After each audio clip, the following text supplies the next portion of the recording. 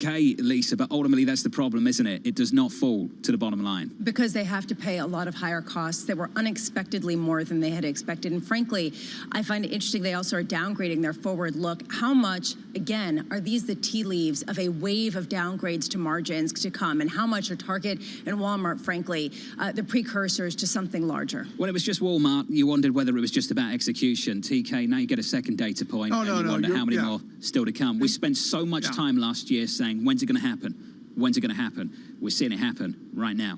John, this is Reg FD. I lived it. In the old days, this stuff would be managed forward. There would be not leaks, but, you know, adjustments, hints, and all that within the dialogue, within the research community and the executives. John, it ended on one single day when they instituted a thing called Reg FD, and that's why you have this blanket silence from executives scared stiff that they're going to be sued. Boom, you get announcements like this. This is what happens. Tom, you've been critical of the tech sector for doing something similar over the last couple of years. What do you make of this? How are we surprised by any of this?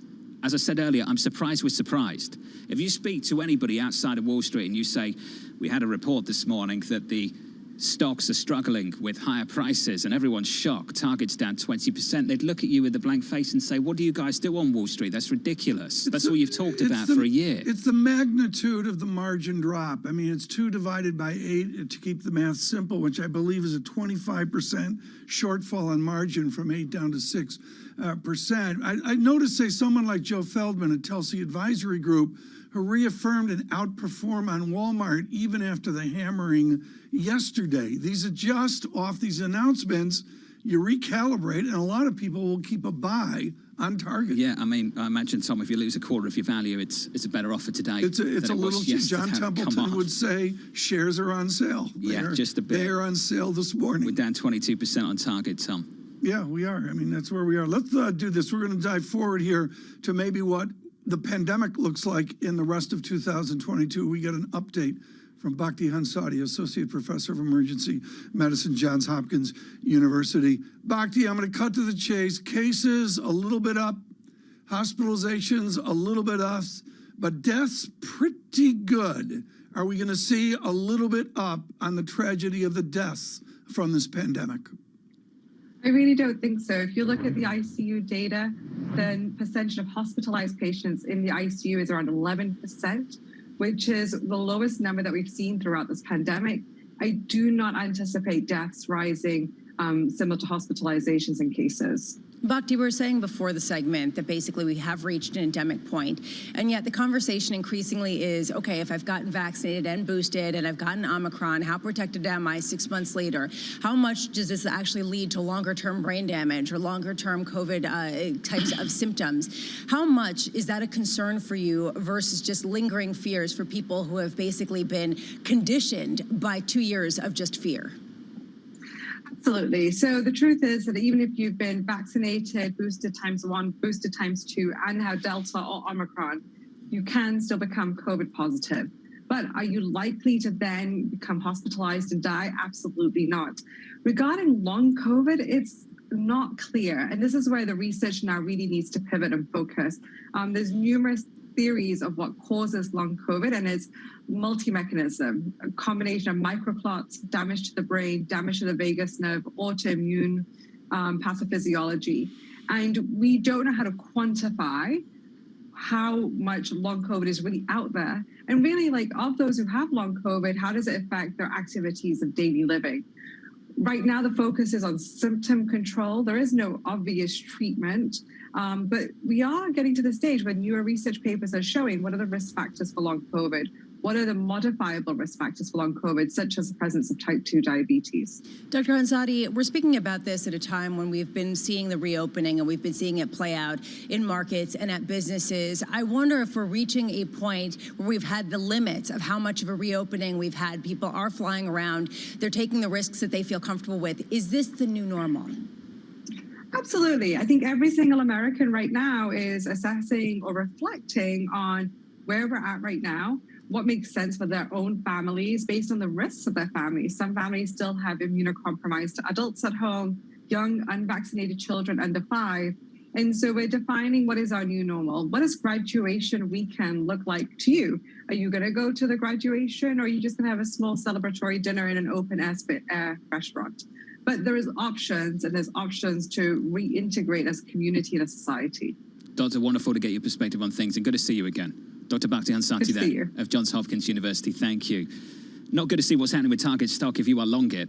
In the pre-market right now, down by 21.56%. If you're just tuning in, just a little bit earlier this morning, about 25 minutes ago, they came out with earnings, and earnings missed. Margins, not great, and the guidance likewise. The stock, at least, are a whole lot lower, 169. And this follows Walmart. It becomes the same story. It becomes a narrative suddenly. Margin compression is here. As you pointed out, we were wondering, when is it going to happen?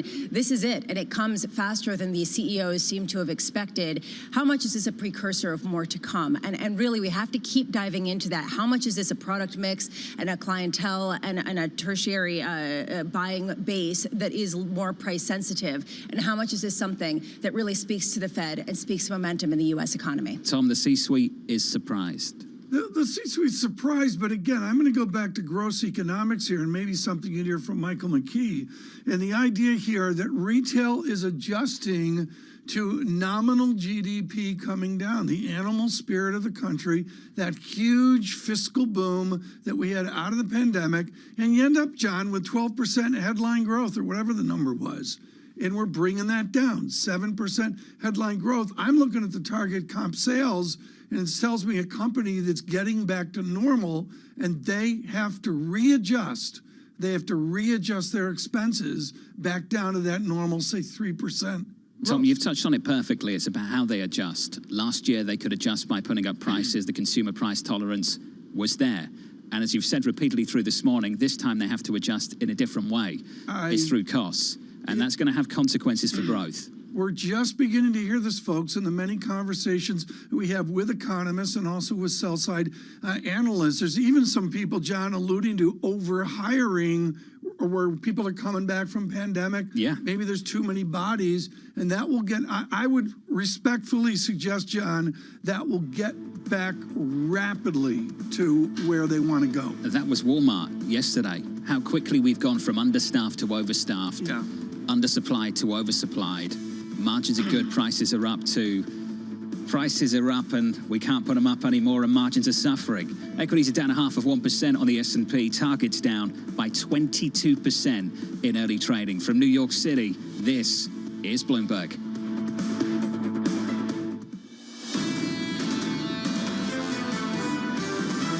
There's been a very material tightening in financial conditions over the last couple of months. It feels like we're in a bond bear market. Recession chatter is picking up. People are looking at the glass as being half empty. There are a lot of half full notions out there as well. The consumer is still out spending and has actually been pretty stubbornly resilient. This is Bloomberg Surveillance with Tom Keene, Jonathan Farrow, and Lisa Abramowitz. Hello, margin pressure from New York City for our audience worldwide. Good morning, good morning. This is Bloomberg Surveillance Live on TV and radio alongside Tom Keene and Lisa Abramowitz. I'm Jonathan Farrow. Futures down 0.5%. TK Target down a whole lot more. Target, a symbol here really of retail America and of the consumption challenges forward. And John, I'm going to be honest, you will have PhDs in economics at the Fed all of a sudden analyzing retail dynamics of these two people, Walmart and Target. And Tom, it's a downside surprise on EPS, and ultimately it's margin pressure ahead for some of these retailers. We've got to adjust in this market too. I'm just surprised, Tom, that we are surprised by some of this. To hear the C-suite say that this was a shocker is somewhat questionable to me. Maybe it's the magnitude. I'm going to add up the listed employees that we've got here, John, and I'm going to do a quick 2.75 million employees between Walmart and Target. This is a huge, huge mass of labor, and all of a sudden that could adjust that thing that we're hearing from economists and from Fed officials. They're watching the labor dynamics of the country, and maybe this is the precursor for that. Lisa, this is a tough moment for Wall Street. Yeah, and to your point, is there an obligation of CEOs to come out and guide Wall Street lower, guide analysts a little bit earlier if they see that surprising increase in prices, earlier, several weeks before they release earnings? earnings. This is going to be a big question for Wall Street. When it comes to Main Street, how much is this pushback from consumers? How much is this Target and Walmart not wanting to raise prices as much? Where does that pushback come into play? Andrew Slibbin saying we are seeing signs of consumers pushing back, which is on the margins, probably a silver lining for the Fed. They want to see that. A big moment for Tom as well. Tom, in just about 40 seconds, a two-stage Falcon 9 rocket topped with 53 Starlink spacecraft scheduled to lift off from NASA's Kennedy Space Center in Florida. Just any moment now. Can we talk about Elon Musk, the visionary? Can we get away from the Twitter idiocy? Maybe he'll even tweet out, John. This guy in 2009 said we're going to put a thing in air and we're going to take the main rocket, which is loaded with rocket fuel, kerosene, and we're going to bring that puppy down and land it on a barge. He's got a sense of humor here. The barges are called, Of Course I Still Love You. Just read the instructions. And the one used today, John, is a shortfall of gravitas. They're going to bring that puppy down and land it on a conventional barge in the Atlantic Ocean. It's stunning, John. I still am not used to that idea of the retrieval of the main rocket. This is kerosene with a liquid oxygen feathering off. That's only been loaded, John, in the last 30 minutes here. We need to remind people this is an unmanned flight. TK, just to be clear, walk us through the difference between, say, the vanity project of space tourism and what's playing out before our eyes. Don't go, you know the hot buttons, John. John's been with me with a beverage of my choice, a Tang, I should say. Usually when we're doing space launch, I use Tang, with harkening back to Gemini. But John, seriously, this is up to orbit, actually doing things in space, not a tourist ride, with all of those tensions, the speeds to get up to orbital velocity. Tom, coming up to 10 seconds to launch. Let's take a little listen in. T-minus 10, 9, 8, 7, 6, 5, 4, 3, 2, 1. Full power. And liftoff.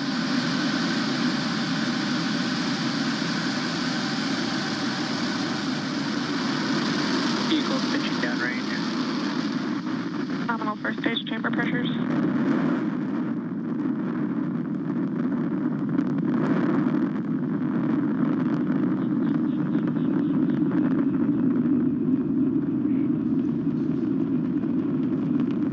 Falcon 9 has successfully lifted off from Launch Complex 39A, carrying our 53 Starlink satellites into space. Now, moments ago, we did throttle down the engines on the first stage, and this is in preparation for Max Q. Max Q Power explosion arc nominal.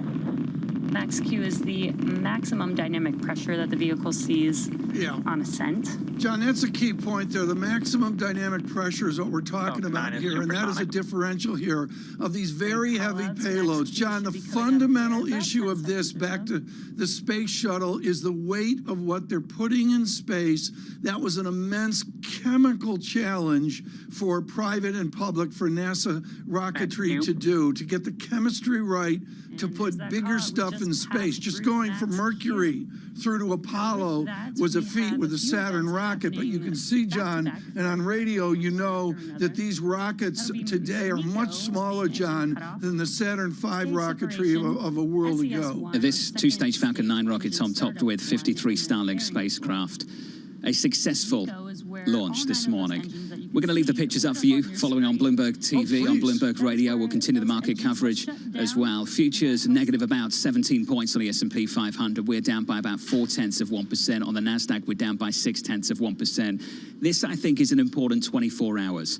From Walmart to Target, Lisa, margins under pressure. This is really the first salvo and what we've been waiting for in terms of seeing real margin compression that is unlike what people were expecting. And it is coming at the basic aspects of the U.S. consumer economy, right? Walmart and Target, what percentage, frankly, of retail sales does that account for? A significant one. And frankly, they're still selling. It's just that they cannot pass along the costs in the way that they used to be able to. Target down in early trading by 21.7%. Let's get to Anna Han, equity strategist at Wells Fargo Securities. Anna, the margin pressure from Walmart to Target, your thoughts, please. Well, it's certainly a big indicator. Like you mentioned earlier, they employ a lot of people. And as people have a tighter labor markets, and yet if people are spending less, the question is, can really companies pass along price?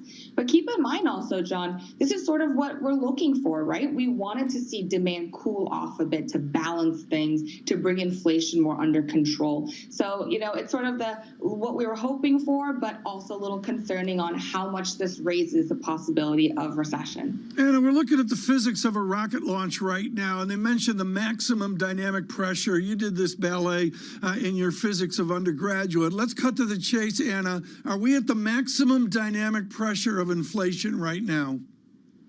We do think generally inflation measures have peaked, but I think it's going to be, using Chairman Powell's language here, it's going to be harder to get that soft-ish landing. I think it's going to be harder to bring down that figure. Right. People were hoping that when we got this sort of 8% headline number that it could come right back down, but we're seeing that's going to take several more quarters. But Anna, what's so important here, let's go aeronautical again, if we can. Anna, the acceleration function is a squared function. Guessing time on the x-axis is the hardest thing to do in this racket. What are the determinants you're going to use to guess when inflation rolls over? I think one is a dynamic between really how does that goods spending go versus the service spending. And I think also to see what is a dynamic between when you have a tight labor market and companies are able to have to be competitive and raise wages so that consumers actually have more to spend, but how will that offset with actually companies being able to pass along price because consumers have more money to spend? And then a third component I think that we're underappreciating here is right now household wealth is very heavily tied to the equity markets. I think we saw a historical amount of nearly a quarter of household wealth is tied to equities. So when equities are down like this, it can weigh on consumer sentiment. If we stay down at these levels, you could see sort of that souring sentiment really start bleeding into consumer spending. These are the indicators we're watching, but we're not quite convinced yet that consumer is really decelerating. Anna, can you elaborate what you said, which is that this particular series of reports is a little concerning with how much it raises the risk of recession? How so? Well, when you talk about what is the possibility of recession, for us, it's still a tail probability. It is not our base case. And we still put the possibility of a recession by end of 2023 at around 30%. So that's actually quite low compared to where some people are on the street.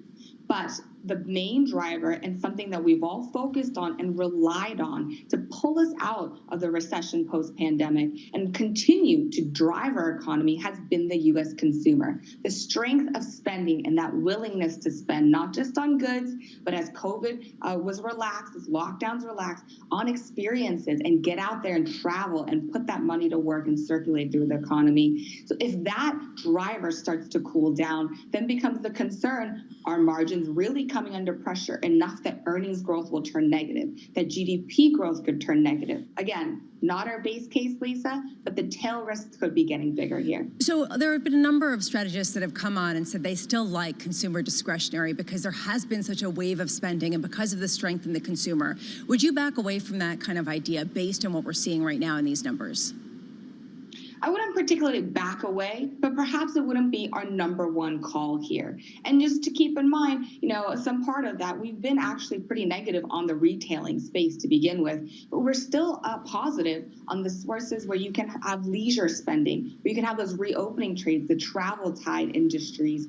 On the other hand, what we've been looking at very carefully, especially with the more tightening of the monetary policy here, has been the growth style. You've seen it beaten down so badly this year, and you've seen we think we're starting to see the bottom for the growth style, so we're starting to warm up to it again. And when we look at the market adjustment here, it is off central banks, it is off the Fed. I'm focused on the nonlinearity of their Fed decisions they have to make. It's frankly true for ECB as well. Link equity market performance into the massive challenges the Fed has after the July 27 meeting. You bring up a great point, Tom, is how are equities going to handle it if the Fed continues to tighten and we start to really see that GDP growth slow? For us, we do expect GDP to come down, but we also still think that unemployment rates could come even lower. And in that kind of environment, again, where jobs and wage growth is aggressive and wages are going higher, we still think a possibility that equities can go higher from here. Our price target remains 47.15, and there's a reason for that. We think that there could be a change in the leadership here. Again, if growth has bottomed and we start getting a better handle of inflation, that's going to bode much better for these growth sectors, and they are still a large part of the S&P 500. Anahan, thank you. Anahan of Wells Fargo Securities. It will be harder to get a soft landing. Someone asking Tom, is she talking about the Falcon 9 rocket or the economy? Well, yeah, it is. And again, the drone ship landing here will be just extraordinary to see. I mean, that was to tee you up, Tom, for that moment. I know you did. Anyway, I mean, and I'm going to tear up on radio. It is just absolutely extraordinary.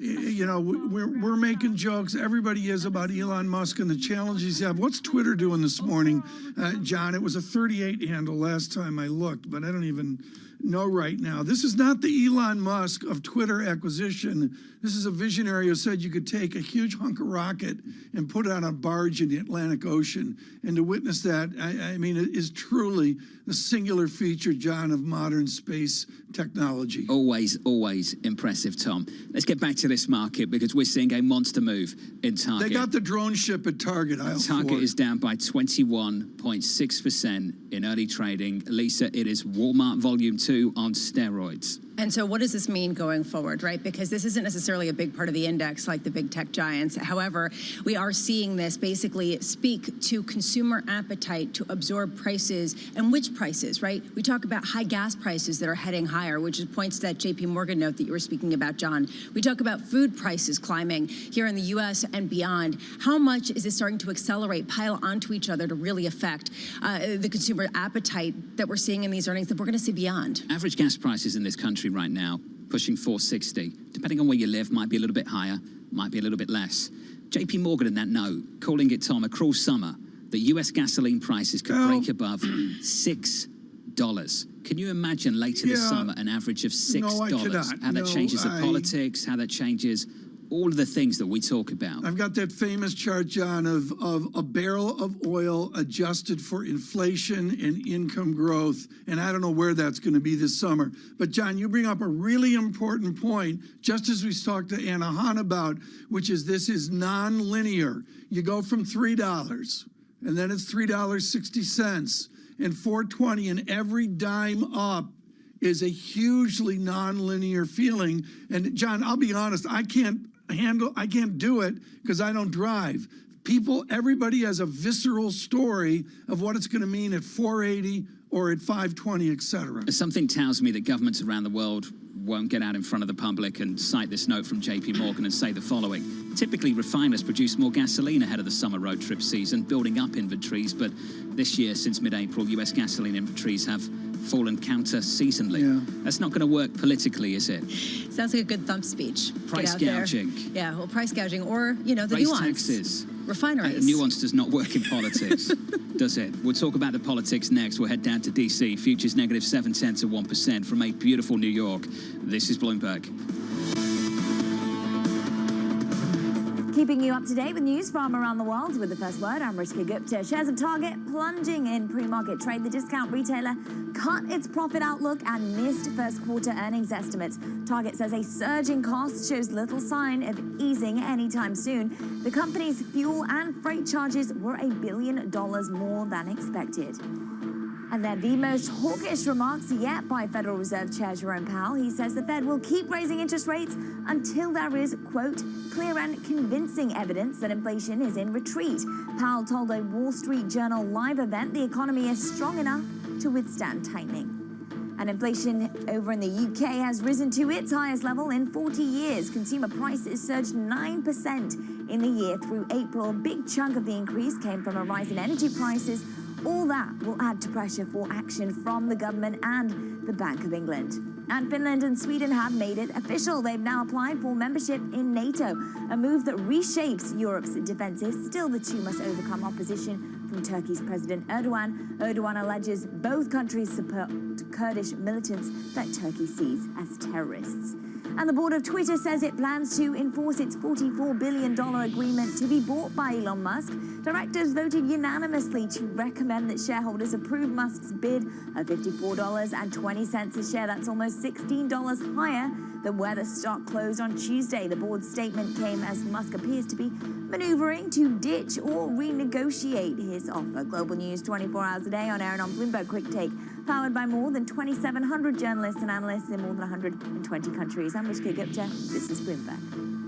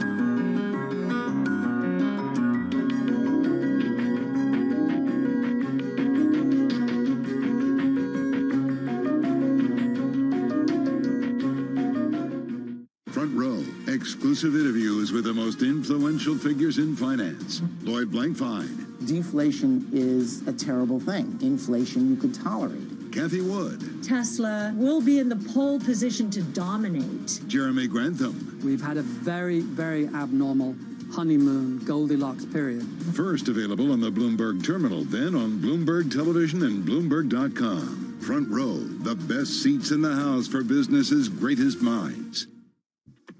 When you think space, you probably think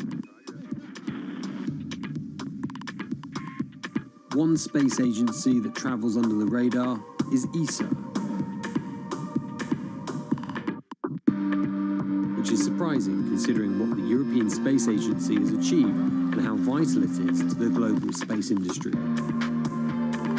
We've collaborated with pretty much everybody who is involved in space exploration. ESA wants to be a leading force in furthering humanity's mission into space. Commander Ground, do you copy? Copy. If we want to have successful human missions to Mars, we are going to have to learn to live and work off-world in a different way. The place where we are going to learn to do that is on the moon. Can ESA help humanity take its next giant leap?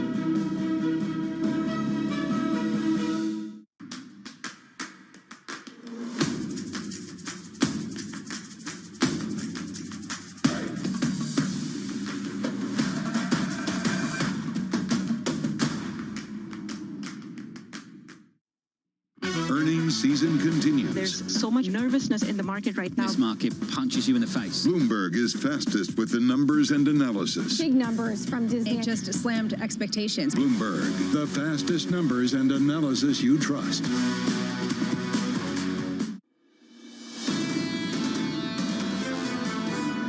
What a lot of economists are scratching their heads and wondering about is if we really have to bring demand down to get inflation in check, is that going to put the economy into recession? And we don't know. At least I'll speak for myself. I don't know. Neil Kashkari, the Minneapolis Fed president, a big dose of honesty about the future. They do not know. Futures down 0.7% on the S&P 500. The Nasdaq down by 1 full percentage point now. It's all about one stock this morning. Yesterday it was Walmart. Today it's Target. Target is down. It is down hard. It's negative 21.5%. TK, we've said it repeatedly over the last hour. Margins, we have a problem. Yeah, absolutely. I really want to focus here on the research. Drew Mattis at MetLife coming in with a nice quick note. John Farrell, Mr. Mattis says the distinction here is these are largest employers. As I mentioned, 2.75 million employees. And this is a guy who's congenitally optimistic. And Drew Mattis makes real clear large employers with these kind of pressures is a unique moment, John. Well, Tom, let's talk about unemployment right now. We're in and around 3.5% in America. We're fully employed. 350 is the estimate from the Fed, and 350 is the estimate for next year from the Fed as well. Can they maintain that? Do you remember when those forecasts came out? Yeah.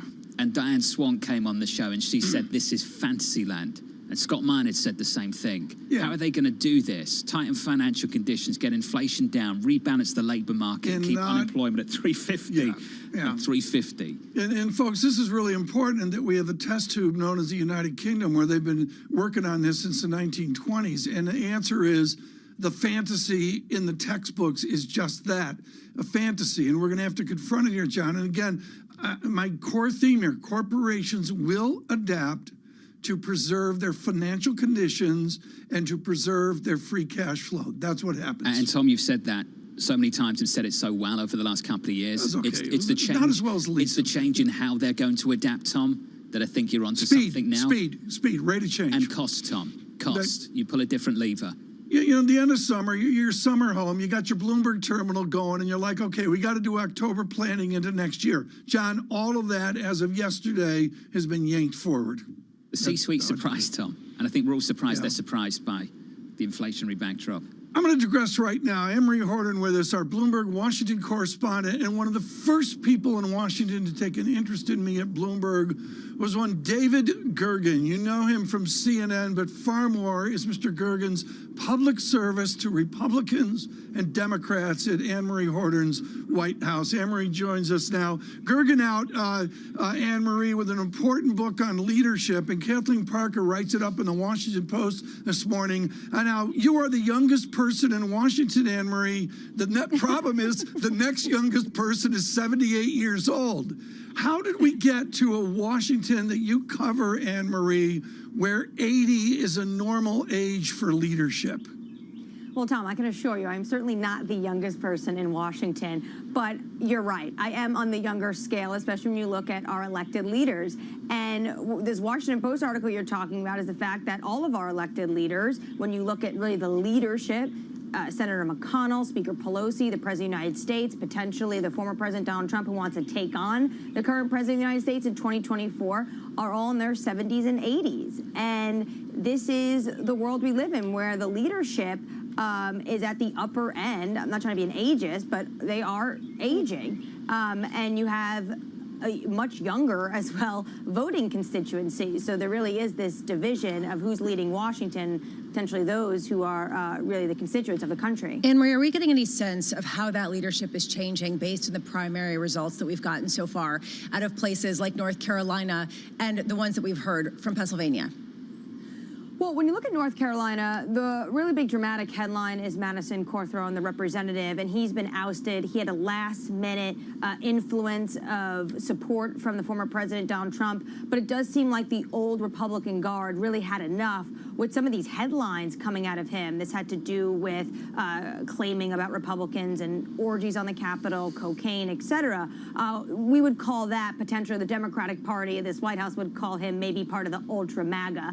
When it comes to the likes of Pennsylvania, this is a very interesting race. It's an important Senate race, and what we just don't know yet. You have Mehmet Oz, who's backed by the former president, Donald Trump, and he is neck and neck with a former hedge fund manager. And you have really two different ideologies of the Republican Party on display here, and this race is neck and neck at the moment. Meanwhile, before we let you go, we are going to be talking about margin pressures, and we're going to be talking about how much consumers are starting to push back on how much consumer prices are just going up. How does that play heading into the midterms? What is that going to do in terms of the mix of who wins based on polls and based on history? Well, based on history, it means that the Democrats are really going to suffer in the midterm elections. You have another record today for gasoline prices. We're now over $4.50. Javier Blas, I was just talking to, is pointing out to me that in Menlo County in California, it's more than $7 on average for gasoline. And again, we are not even in the peak summer driving months. At the same time, you also have diesel going higher. I don't know how many times we say this on this program, but we are a farm to truck to kitchen economy. So when diesel goes up, that means grocery bills are going up. And all that as well is exacerbated by the fact that Russia and Ukraine are really big exporters of wheat, of corn oil, of barley. And this is also going to play into the inflation and food security, less so in America, but really in developed countries. But all of this is a global market. So you're seeing inflation. A lot of these pressures are going to hit Americans at their kitchen table and also going to hit them at the pump. And this is not going to go bode well for the party in charge, and that's the Democrats. AMH, what happened to the gas tax holiday conversation? Where's that gone? Yeah, it's still something they're discussing, Jonathan. There's no legislation there as of yet. There's also talk of potentially this NOPEC bill that a Senate panel had said yes, they'd like to go forward to, but that never really works when it reaches the White House, right? Because then that would be antagonizing some of the individuals that have spare capacity to let oil into the market.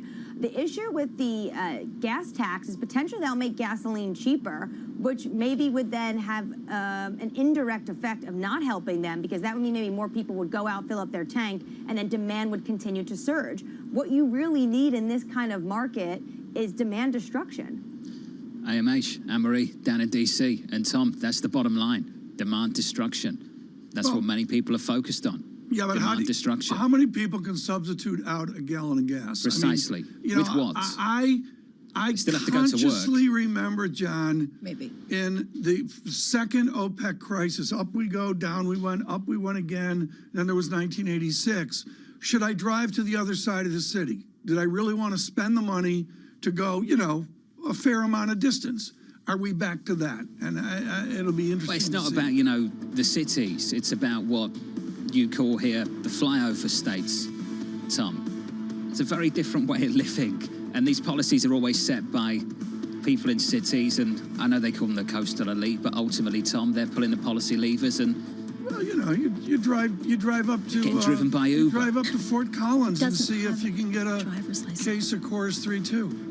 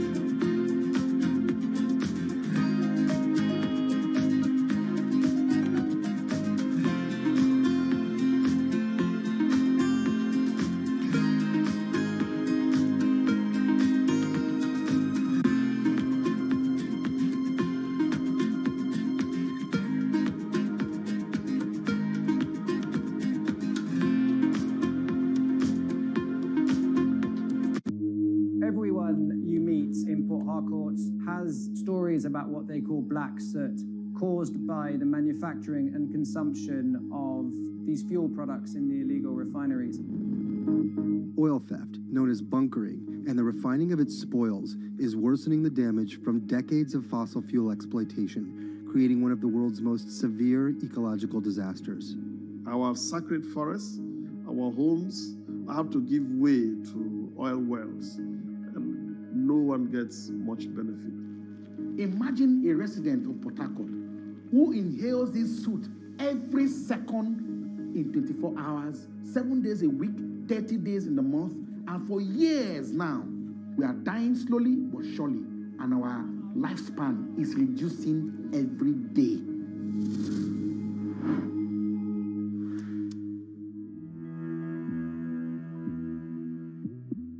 Bloomberg has enhanced search on the terminal to deliver what you need when you need it. Now, you can simply type phrases in everyday English in the command line. Compare financials. Find people. Analyze markets. You can enter phrases or ask questions. What do you want to know today? Ask a question or visit SearchGo to find answers now. Mercedes-Benz is on a path towards CO2 neutral mobility. So we have flicked the switch there, and really we're going to step by step electrify everything. And what does that mean? Combustion engines get electrified.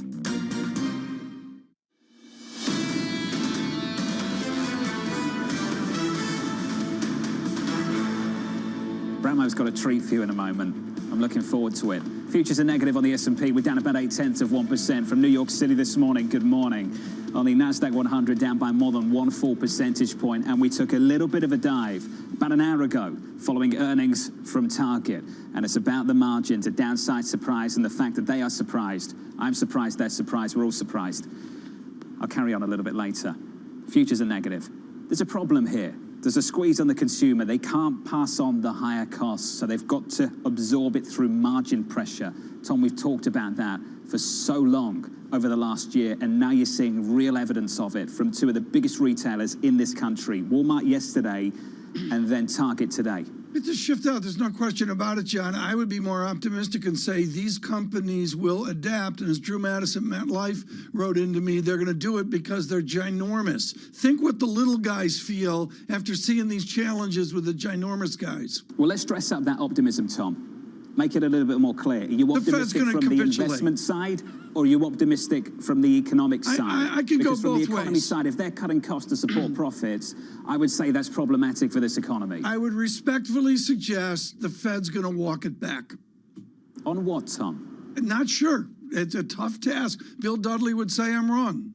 How soon? Don't know. Soon as you, John. Well, if you're going to make a statement on the street, like that, you never make a time function TK, call. I can say we're going to have a recession, but if I don't give you the scale, the magnitude, or the time, you it's want a pretty worthless call. magnitude? The Houston Astros hit 5 home runs off the Red Sox in the second inning last night. I'm pleased That's this is going magnitude. somewhere. Okay, let's Great. get to the bond market. Please. 2s, 10s, and 30s look like this. Your 10-year yield is higher by about a basis point to 299.52. And just to finish on foreign exchange, euro, dollar, and sterling.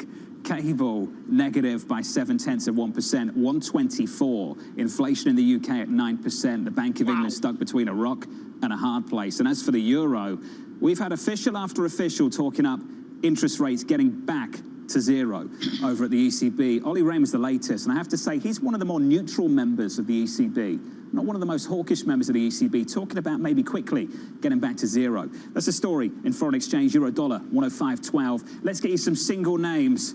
Let's get to Bramo for more. Good morning, Lisa. Good morning, John. And I will get to the Astros review at some point. I'm not going to give you a time frame for when I give you a full baseball review. We're going to get to retail in a second. That's where the action is. But before we do that, the Elon Musk show, Twitter, we are seeing that $38 price stick, even though he proposed a $54.20 target. The board coming out and saying they're going to hold him to it. He's saying, I don't know if I want to pay that. Tesla, you're seeing sink in as a result of some of the supply of manufacturing issues in China. And so those shares are down about 1.7%. And Netflix, such such an interesting story. When you start to get supply and demand shift around so dramatically, what you get is oversupply of staff. And you saw Netflix come out and say they are actually laying off 150 people as a result of some of the pressures and the lack of subscribers. Those shares down about 1% here. Really, though, the action all in retail. Target, the big story of the day after reporting worse than expected earnings as a result of those margin pressures, down 22% and leading a whole host of other retailers lower who are going to report today. TJX expected to report before the open, and those shares are down in sympathy about 6%. And Bath and Body Works down also a little bit more than 3%. I do wonder, Tom, the consumer discretionaries, are they just going to remain permanently on sale? Because those are going to be the ones that are going to have a harder time passing along those costs to everyone, especially as they're surprised by the incredible cost pressures that just emerged. She can do it all. She can do bonds. She can do equities. And Astros at some point, but I'm not going to tell you when. It's just amazing. She's great at that, Tom. She's just killer. Lisa With a little bit of a Bramwitz. bearish tilt to it. I told her. All right, let's move on before this goes south. Okay, Lisa Bramwitz, thank you so much. We'll look for more gloom and equities here coming on. This is the conversation of the week, to say the least, or maybe the month, on the losses in the bond market. Brooke Masters over at the FT has just done a tour de force on PIMCO, the new PIMCO on from Gross and El Arian. And the answer, a big part of that, is Jerome Schneider, their head of short-term portfolio management. And it's real simple. With yield up and price cratering like a bear market we've never seen, Jerome Schneider says the bond math does not work, and joins us today. Let's cut right to the math, whether it's off Bill Gross's Monroe Trader or off your 4 Bloomberg screens. Why does the bond math not work? Well, when you simply look at where we are today, the market needs to take a look at the giant recalibration, which we've seen predominantly in the front end of the markets. Granted, we've seen a tremendous part of that come from the marketplace, simply with regards to the tightening financial conditions, which markets have really adapted to. More importantly, though, I think what we have to do is rationalize where front-end rates have come. Sure, the tightening policy process has come from the expectation of higher rates, but that's also put us on pretty firm footing where we can actually derive a lot of income from where bonds are. And I think that's the bond math that most people are actually simply overlooking in this current environment. Sure, the first quarter is relatively painful for all markets, Tom, but really what we're thinking about is a construct of the market now where you have a 2-year note, which is 2.7% this morning. When you decompress that, it really implies that the 1-year rate in 1 year is about 3.3, 3.4%. And not to get too bond geeky at this point in time, that's well above the terminal rate expectations of the Fed at this point in time. So when you think about the marketplace and where we are, investors sort of need to rationalize that level. I'm going to cut to the chase. With Iverson and with all he's done for PIMCO, turning it around, assets larger than when Gross was there, et cetera. The heart of your call was a reticence on owning bonds throughout the bond bull market. You said someday this is going to end. It's ended. Right. When do you go long bonds? When can you extend duration? Well, you have to think about the purpose of bonds as a duet, effectively. You have capital appreciation or depreciation, but capital appreciation plus carry and income. And that carry and income component has been understated for the past 10 years. And now it's back. It's back.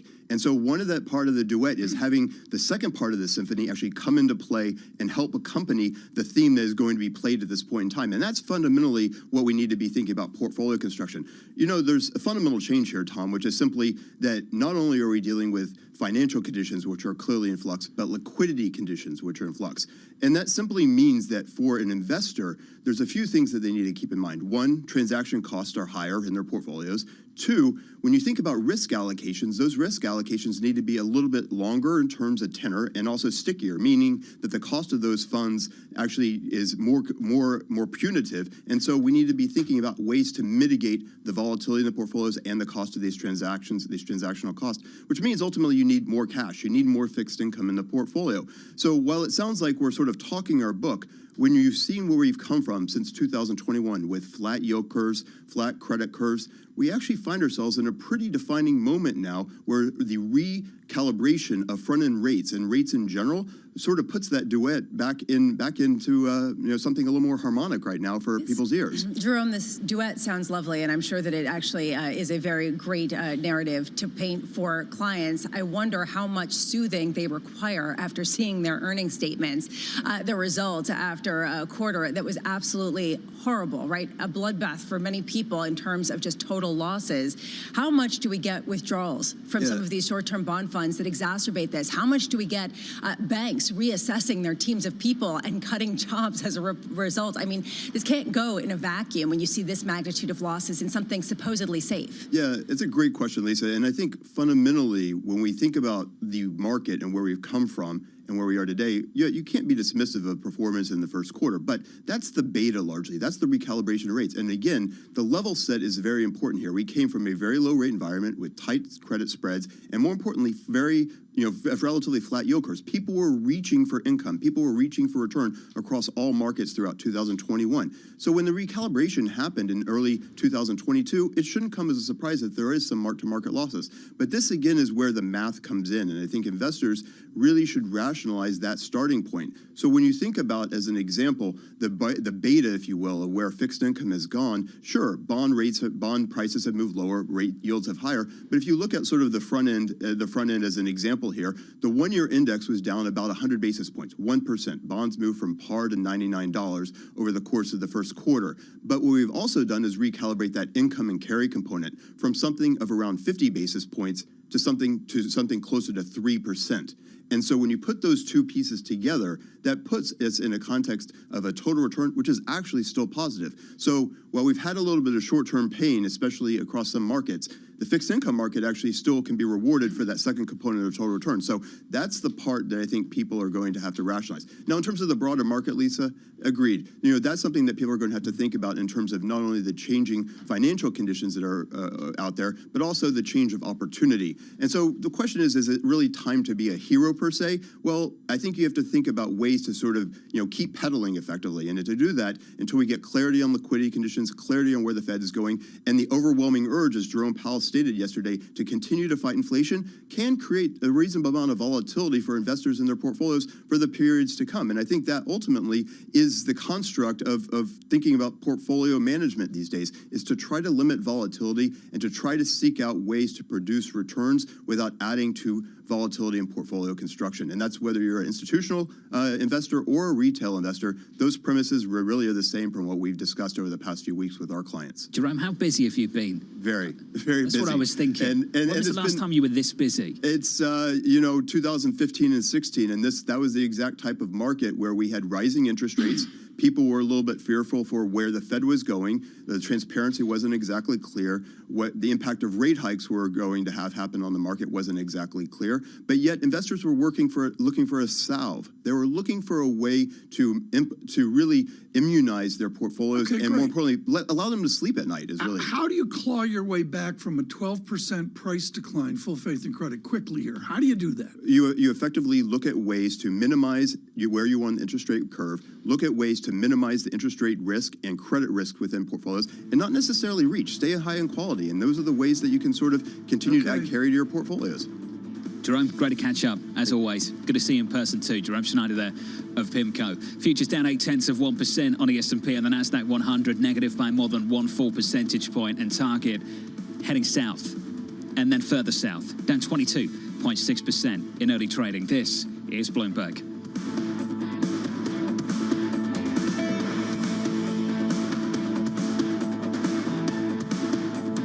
Keeping you up to date with news from around the world with the first word, I'm Ritika Gupta. Shares of Target fell more than 20% in early trading. The discount retailer cut its profit outlook, saying a surge in costs during the first quarter shows little sign of going away anytime soon. Target's fuel and freight bill was $1 billion more than expected. Additional hits came from higher pay for warehouse workers and markdowns driven by overstocked inventory.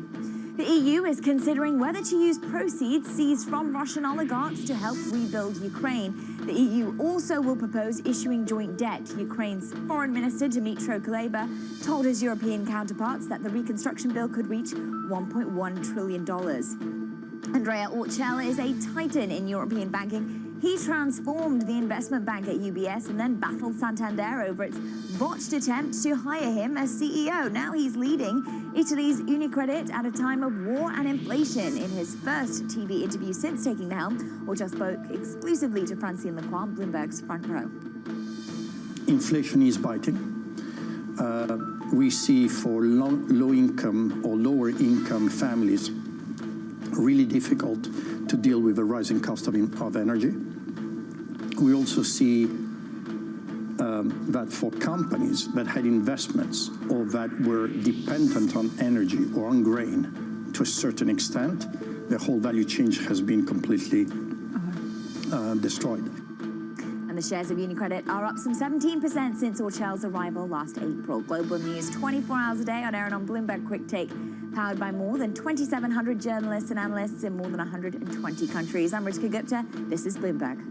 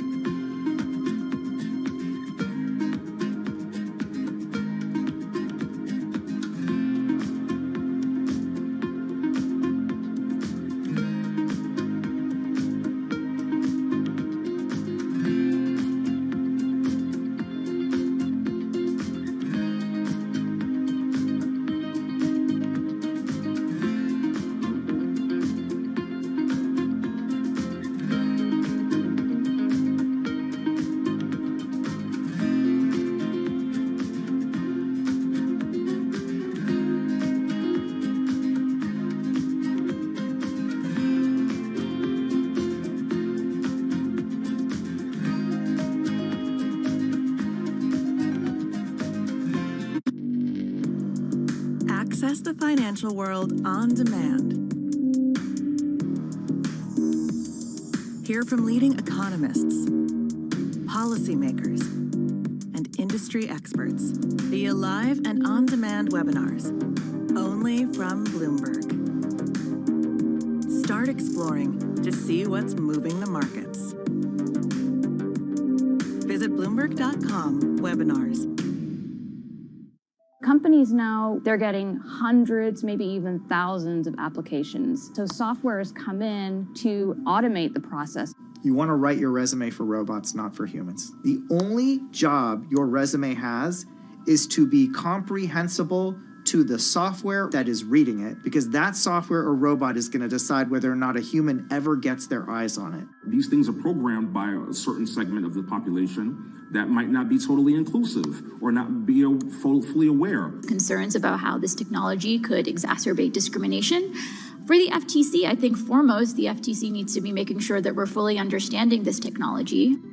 We don't trust companies to self-regulate when it comes to pollution. We don't trust them to self-regulate when it comes to workplace comp. Why on earth would we trust them to self-regulate AI?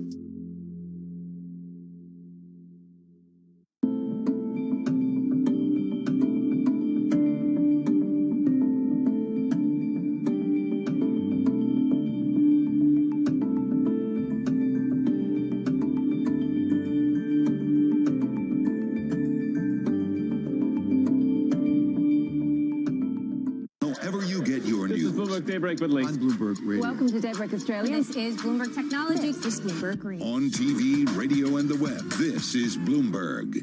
BSO Now is your online home for weekly Boston Symphony Orchestra and Boston Pops performances. See new concerts that go behind the scenes, plus acclaimed archival concerts. Visit bso.org/now, where the music plays on. BSO season sponsor, Bank of America.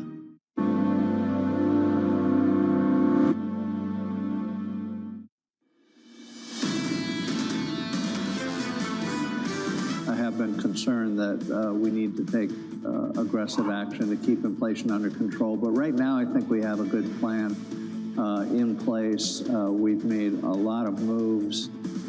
To be fair to Jim Bullard of the St. Louis Fed, they haven't made that many moves. We've had a couple of interest rate hikes in QT. I think Lisa starts in a couple of weeks. Yeah, honestly, this is the idea. When you take a look at the balance sheet, it just basically has plateaued at nearly $9 trillion, and we're talking about removing liquidity. The move's still to come. The market's made a few big moves, if that's what the president's talking about. Futures negative 0.8% on the S&P. On the NASDAQ, we're down by more than 1 full percentage point. The stocks to watch, there's only one, right? Target, down by 22.6%. in early trading. Just a monster move lower, Tom. Revenue's not the big issue here. It's about that revenue falling to the bottom line and what the margins look like. And the margins aren't great, and the bottom line performance a downside surprise. I like you. You got them as a lead story. I'll go there, John. But my recollection is we were at -9 SPX futures is those headlines came out an hour and 15 minutes ago, and now we're -33. So this announcement moved the market. No yeah, without a doubt, Tom. What surprised me, Tom, is you saw the Walmart numbers yesterday, the challenge with margins, the product mix and all of that. And then Target closed down yesterday by 1.8%. I'm just struggling with what's going on here and how the market's discounting some of this stuff. Did we just think the Walmart story was a Walmart execution issue and somehow there wasn't something broader going on here? I just think that it's the new silence that you get from corporations. Let us dive into that, John. This is a big, big deal. Joseph Feldman is with us. He holds court with Dana Telsey at the Telsey Advisory Group. We can talk about Walmart and Target. But Joe Feldman, I want to talk about what you and I lived April 2nd, 2013, the real codification of Reg FD. Are these corporations afraid to give guidance to animals like you? Well, I think the corporations are certainly afraid to give inter-quarter commentary that would, give too much of an insight into how the earnings might show up. And when doing so, they do have to make things broadly public and available at the same time. So that definitely plays into this. And I do think that you've seen corporations act differently. I've seen investor relations professionals get fired over it. So I think people are very careful to not give too much inter-quarter information. Joe, I struggle when I see a stock down 22% off the back of earnings on something that should not be a surprise. Costs. They seem to be struggling with something, Joe, that was obvious to everyone. I don't get that. If we got a big execution problem at a single name or more broadly, and when you see 2 data points, it feels like a broader story. It feels like, Joe, from my perspective and others too looking in, they're struggling to find the right balance. These companies have gone from being understaffed to overstaffed, undersupplied to oversupplied. And Joe, all of a sudden, there's all this inventory and they don't know what to do with it. Joe, how do you find the right balance in an economy moving this fast? Yeah, I think that's really the challenge, and something actually Doug McMillan talked about yesterday was the speed of all of this, that it's really hard to adjust the business that quickly to play some catch-up. Obviously, the consumer is moving and changing quite rapidly, and I think you're right. I think that, the retailers, we saw this with Amazon too, where they kind of were building out to the capacity that they needed at the time during the height of the pandemic, and now you're seeing some of the give back. What's really interesting here is if you go back in history, Target's gross margin has been very stable at right around 28%. Obviously, this quarter, it really dropped a lot to 25.5%. And their guidance for the year would imply that it's going to be certainly well below the 28, maybe more like 25, 26. I think that's transitory. And I know the stock's down a lot right now. But if you kind of really look closely at that line item and look at the way they're operating the rest of the business, there's a lot of pressures right now on the supply chain, on fuel costs, on everything that's just hurting the business right now. I had a brain freeze there, Joe Feldman, because I just got the fuel cost of the Gulf Stream to Davos. Wow, Lisa, that has gone up, to say the least. Regulation FD, I put 2013 wrong. That was a little bit ago, 1999 on Reg FD. Lisa? I think I see that little violin in the corner that's just very, very small. Thank you. I think that, look, I don't think that that's probably where people's focuses are on the jet stream. However, there is this issue of What comes next? What's the next shoe to drop after we saw Walmart and Target? Joe, what's your sense here of the other players that will also see similar hits that are not yet priced in? Well, I think that, those that have more discretionary businesses are likely to see some pressure. We've been pleasantly surprised, actually, to see like Home Depot and Lowe's have been performing fairly well, in the face of this. And everybody thought, well, home was going to be done, and it's not. At least home improvement is not. But it does feel like we've seen a slower trend in apparel and in other discretionary categories like home furnishings. That is where we see some concerns. So some of the other discounters may be under some pressure today. I think you have to just start worrying about everybody on the gross margin side and see how that profitability could be impacted by that, even with stronger sales like we just saw from Walmart and Target. Joe, before we let you go, can you just frame this moment? How much of a turning point this is for a lot of the consumer discretionary areas and frankly the consumer staple companies like grocery stores and others, especially in light of the surprise in the C-suite that to a lot of us shouldn't have been such a surprise? Yeah, I think that we were all assuming that the supply chain pressures had been fully factored in at this point, and they're just not. And we are definitely seeing a slowdown or a change in consumer behavior where there's more of a focus on, as you said, consumables, basics, getting to work and just paying those high gas prices right now. And I think that lends well to the CPG companies that are out there and the grocers and other value-oriented retail, where people are going to be looking to save money right now. Joe, thank you, buddy. As always, great perspective. Joe Feldman there of Towsey Advisory Group. The stock is lower by 22.8%. Hardly mentioned a story out of China either when it comes to supply chains and when it comes to growth out of China. Goldman a little bit earlier this morning with a downgrade, joining many others who have done the same thing. They now expect GDP this year to be at 4% versus 4.5% previously. Tom, right on the line of a 3 handle. Exactly. Very, very close to a number that was almost unthinkable a few years ago for this economy. But it was unthinkable for Gita Gopinath at the IMF a number of weeks ago, John, with a 3-ish on that. And, the WTO with global GDP under 3%, everybody goes, nah, never happened. Well, the trend is in that direction, period. So things have changed so quickly. It's something you picked up on with Amazon and then onto Walmart, that we've gone from understaffed to overstaffed. You've gone from undersupplied to oversupplied with all this inventory at some of these names. There's a real theme building here across 3 big retailers for this economy. Yeah, how much does this actually play into this idea of a softening labor market? And I don't want to say this lightly, we understand it's very strong, but how much around the margins? Netflix cutting 150 jobs, going by attrition, Amazon curtailing staff. What happens at Walmart? The future's down 0.75% on the S&P 500. On the NASDAQ, down by 135, negative 1.1%. From New York, for our audience worldwide, heard on radio, seen on TV, this is Bloomberg Surveillance.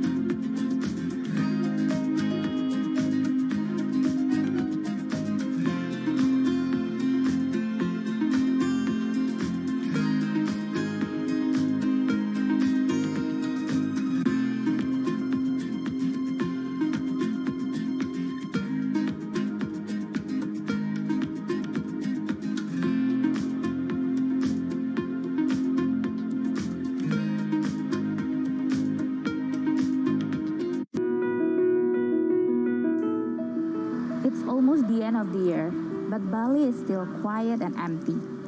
I am here in Kuta Legian, one of the main walking streets here that is used to be a tourist spot for beach, dining, shopping, but many shops here are still closed. Most of the outlets are either for rent or for sale as they have run out of business. Saya kerjanya di sini udah lama, udah ada 10 tahunan di sini kerja. Masih sepi sih, nggak kayak dulu. Kalau dulu kan rame. Sekarang ya ada, 1-2 itu ada. Tapi nggak kayak dulu. Kalau dulu rame sekali. Sekarang paling dapat jualan ya 100, 120 gitu. 200 ya. Kalau dulu sih ya nyampe dah 1 juta, 1,5 tuh nyampe dapat jualan. Bisa sampai 2 juta dulu. Sekarang nggak pernah lagi dapat segitu. Sama aja. Belum ada turis ke Bali. Masih ya domestik aja. While Bali has reopened its borders for foreign tourists since October, they're still not coming in. Many international airlines are yet to reinstate their direct flight to the island. Balinese people here really hope they can see more people from Australia, China, and Europe to come visit next year. Lots happening on Wall Street. It's the basic law of economics. It validated what the market was already pricing. Need to catch up? This is Bloomberg Wall Street Week. I'm David Weston. We've got the information and insights. David, you just hit the nail right on the head. From businesses most influential and instrumental. And that's the way you run good risk management. It's a challenging dynamic. We could continue to see that kind of strength. Bloomberg Wall Street Week premieres Friday with replays all weekend on Bloomberg Television and Radio. Stocked early enough all these precious materials you were just mentioning, and we were on the lucky side that our prognosis was spot on in a way, forecasting what kind of material we would need and what quantity we would need. This is a market that over the past few weeks has made it clear it wants to go higher. It got a little spooked by the idea that geopolitical tensions are rising. Front Row, exclusive interviews with the most influential figures in finance. Lloyd Blankfein. Deflation is a terrible thing. Inflation you could tolerate. Kathy Wood. Tesla will be in the pole position to dominate. Jeremy Grantham. We've had a very, very abnormal honeymoon Goldilocks period. First available on the Bloomberg Terminal, then on Bloomberg Television and Bloomberg.com. Front Row, the best seats in the house for business's greatest minds.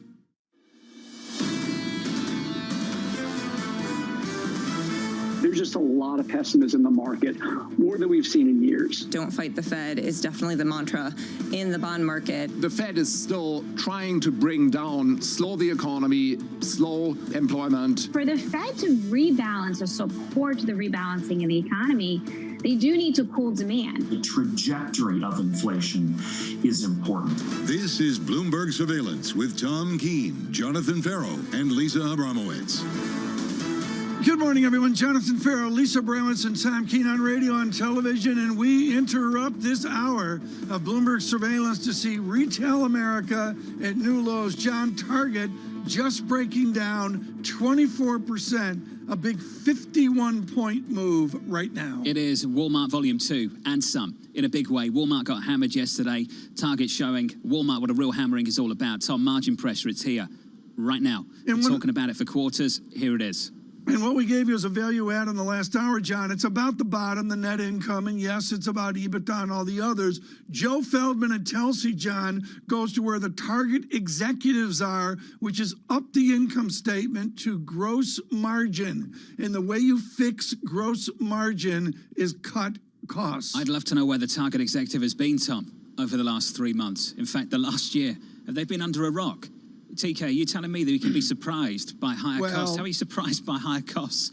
We talk about it every day. Maybe it was the magnitude of the higher costs or a sum of moving parts, but let's remember the stock is absolutely moonshot through the pandemic. It's down now big and just making those lows 164 on Target. But John, in the defense of them and everybody else in retail, they're working within a pandemic.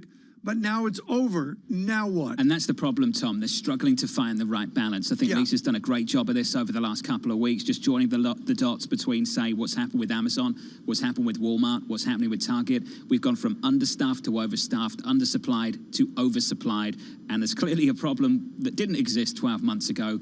There's inventory Tom, and Peloton, a lesser story, of course, spoke to that too. Speaking of Peloton, I'll speak to Lisa Bramowitz, 3 in the house. I mean, I look, Lisa, at the mix that we're in right now, the stew of $6 gasoline from, I believe John said, J.P. Morgan, but also the idea of a fully employed America. How long does that honeymoon last? Honestly, when you have 11 jobs per each, you have basically 2 jobs for each worker, 11.5 million job openings, how much are you looking at? Really a lot of froth that needs to be worked out. There's a lot of room for some on the margins pullbacks. At the same time, you do wonder at what point you start to see this bleed into a slowdown. Anna Han of Wells Fargo coming out earlier this morning and saying, look, if this continues, if you start to get increasing pushback by consumers, this could be a tell for a downturn. And that is something that an increasing number of investors are worried about. I'm fascinated, John, by the data today. It's pretty quiescent across FX, even fixed income, pretty quiet, but off the target news, -9 SPX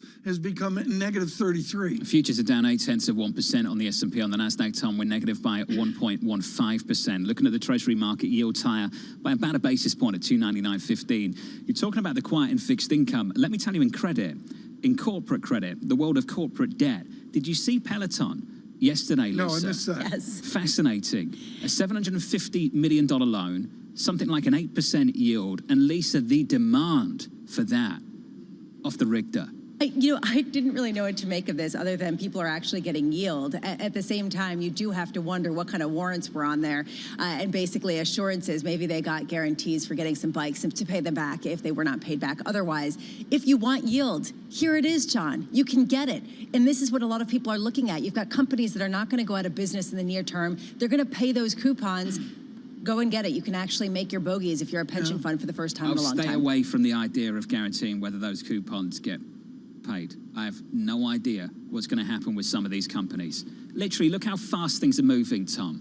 Trying to find the right balance in this economy. From the downturn, from the quick snapback to the headwinds we face, they're all clearly really struggling to find the right balance, to get the right inventory levels, the right staff levels, the right supply at the right time. And they're doing it within strategist calls for much higher hydrocarbon prices. Before we get to Daniel Morris, John, recapitulate that research note modeling $6 a gallon gas. So the number right now on average in this country is $4.60. JP Morgan came out with a note yesterday and talked up $6 gasoline. This was the quote: cruel summer, U.S. gasoline prices to break above $6. Typically, refiners produce more gasoline ahead of the summer road trip season. They build up inventories. This year, JP Morgan says, in the investment bank, since mid-April, U.S. gasoline inventories have fallen counter-seasonally. Yeah. This is something Javier Blas has talked about. Tom, who'll join us in about 40 minutes' time. It's a problem. What does that study do to utility bills in the United Kingdom with 9% Hey, Tom, inflation? did you see the inflation numbers this morning? Yeah. Did you see what underpinned it? Utility bills have gone through the roof.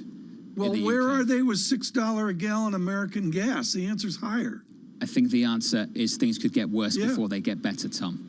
We will see. Futures -31, and we're watching Target this morning as well. Right now, thrilled to bring you for a good summation Daniel Morris. He's Chief Market Strategist, BNP Paribas. Daniel, Lisa and John got a bunch of questions. I'm just going to go to one. 2 days after the July 27 Fed meeting, the Fed will get the PCE inflation studies. What are they going to see? Are we going to see an inflation lessening the end of July? Well, we are looking for peak, at least in headline inflation, and that's, I think, going to have a beneficial impact for market sentiment. It's not going to be every month. Not only is inflation beat expectations, higher expectations, but it's going up in absolute terms. So on the margin, yes, it's better if that starts to roll over.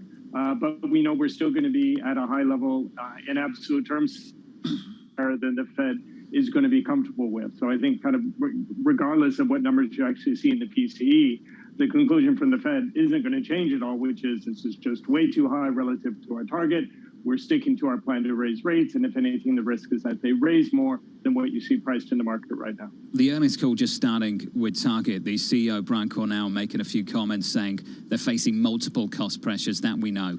But saying something that really echoes what we heard from Walmart yesterday, a dramatic change in the sales mix in the first quarter. Dan, consumers are struggling right now. They're struggling, and Target stock is struggling a whole lot more too, by 23.5%. Dan, where would you be comfortable taking risk in this equity market at the moment, given the headwinds we have, and given the fact that in many places we still haven't fully realized, fully discounted the earnings risk that still lie ahead? Well, I think one thing to keep in mind when we see what's happening now with the retailers, that in general, kind of coming out of the lockdowns into the reopening trade anyway, demand was supposed to shift away from goods and towards services. And then now you add significant price increases for goods. Really shouldn't be so surprising that consumers aren't particularly thrilled with that. Whereas if you look at demand for services, there's a lot more inelasticity, people more willing to pay that. So I think one thing you want to think about on the consumer demand side, are you talking about goods? Are you talking about services? In general, though, in equities, we're on the slightly underweight side, so we're not taking a lot of risk in equities right now. It's more a question of where you feel most comfortable, and for us, it's not the U.S. So we're underweight in Europe, neutral on the U.S., but overweight in emerging markets and China and in Japan. So we just think, particularly when you think about the interest rate risk that the U.S. is facing and what that means for growth, what it means for discount rates, there are, on a relative basis, certainly better opportunities for us elsewhere. So I would love to have you back on to talk a little bit about that China call. It's really interesting, but sticking with the retail story just for today, is there some message, a larger message about liquidity, about breadth in the market, given the fact that such a significant stock is down 24% after this earnings report, that really comes after a lot of pressures that were largely expected and baked in and discussed extensively by a lot of analysts as well as economists? Well, I think the liquidity risk is probably more on the corporate credit side. I mean, one advantage and disadvantage at time with equities is that when you have troubled markets, you can get out, and that often puts pressure on prices, whereas in credit, perhaps you can't get out so much. So we certainly do hear from our portfolio managers on the credit side. It's at times been extremely challenging, and that certainly makes you a bit nervous when we know there are plenty of other things that could go wrong. You may want to trade, and you're not able to. Daniel, wonderful to catch up with you as always, buddy. Daniel Morris there of BNP Paribas Asset Management. Just a few more comments here from Target. The CEO going on to say that we're seeing healthy spending by customers, seeing stronger sales trends in recent weeks. But on the quarter, they saw a rapid slowdown across certain items, certain groups, apparel being one of them. A dramatic change, their quote, not mine, in the sales mix in the first quarter, Lisa. Something we've heard a few times now. Lisa nailed this, John. Well, no, but this is, I think, a big issue for Target in particular, because there was also a lot of more discretionary spending in Target than even Walmart, right? So Walmart has a better mix for, and I say better in relative terms, relative to what we're looking at with consumer appetites right now. Target's getting that much more slammed because they do tend to be Target and the sort of upper end of these particular stores. Are you borrowing a TK line? Well, actually, you know, he stole that from, not me, but, you know. I've done nothing original. Everything you got that from someone else. Out of my mouth. That's classic. Everything out of my mouth. I'm just a foreigner. I have no idea. I have no idea what's true, what's Tom's, and what is someone else's. Tom, we're down 24%. Got a $100 billion name, losing a quarter of its value in a single morning. The punchline is 2.75 million employees have enjoyed back-to-back days of down, let's round it, John, 20%. This is a massive readjustment in what we see from the larger companies. That's all. There's no other way to describe it. 450,000 employees. Lisa, as Thomas said repeatedly, corporations adjust. Last year, they adjusted by passing on higher costs through higher prices. Do we have to start thinking about costs getting cut, and where do those costs get cut? Right. How much slack is there in the labor economy? How quickly do we see this bleed into some of the numbers that we look at to gauge how much the workforce is shrinking? Futures down 0.8% on the S&P, on the Nasdaq down by a little more than 1%. From a beautiful New York City, this is Bloomberg. Please, Lisa, is Tom. Keeping you up to date with news from around the world with the first word, I'm Rishika Gupta. Shares of Target are plunging in the pre-market trading. The discount retailer cut its profit outlook and missed first quarter earnings estimates. Target says a surge in cost shows little sign of easing anytime soon. The company's fuel and freight charges were $1 billion more than expected. And then the most hawkish remarks yet by Federal Reserve Chair Jerome Powell. He says the Fed will keep raising interest rates until there is, quote, clear and convincing evidence that inflation is in retreat. Powell told a Wall Street Journal live event the economy is strong enough to withstand tightening. And inflation in the UK has risen to its highest level in 40 years. Consumer prices surged 9% in the year through April. A big chunk of the increase came from a rise in energy prices. All that will add to pressure for action from the government and the Bank of England. And Finland and Sweden have made it official. They've now applied for membership in NATO, a move that reshapes Europe's defenses. Still, the two must overcome opposition from Turkey's President Erdogan. Erdogan alleges both countries support Kurdish militants that Turkey sees as terrorists. And it is a milestone for U.S. Soccer Federation. It's become the first national governing body in the sport to promise its men's and women's teams equal pay. That ends years of often acrimonious negotiations. The U.S. Federation also will pool international payments for the World Cup, so both men and women are paid equally for that competition. Global News 24 hours a day on air and on Bloomberg Quick Take, powered by more than 2,700 journalists and analysts in more than 120 countries. I'm Ritika Gupta. This is Bloomberg.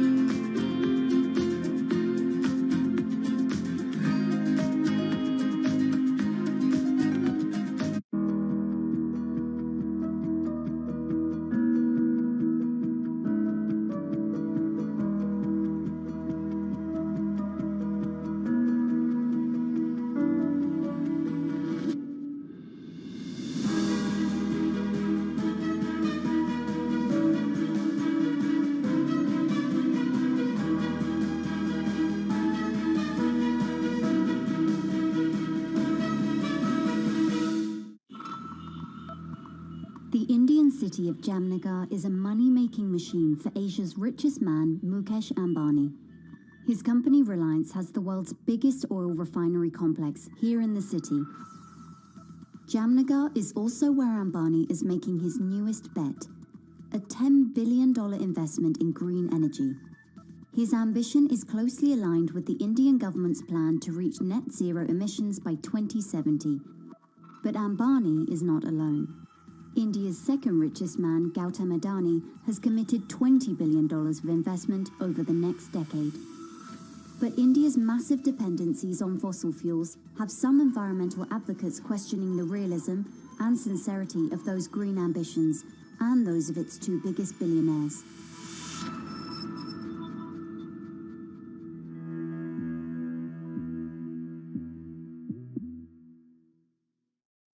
Bloomberg has enhanced search on the terminal to deliver what you need when you need it. Now, you can simply type phrases in everyday English in the command line. Compare financials. Find people. Analyze markets. You can enter phrases or ask questions. What do you want to know today? Ask a question or visit SearchGo to find answers now.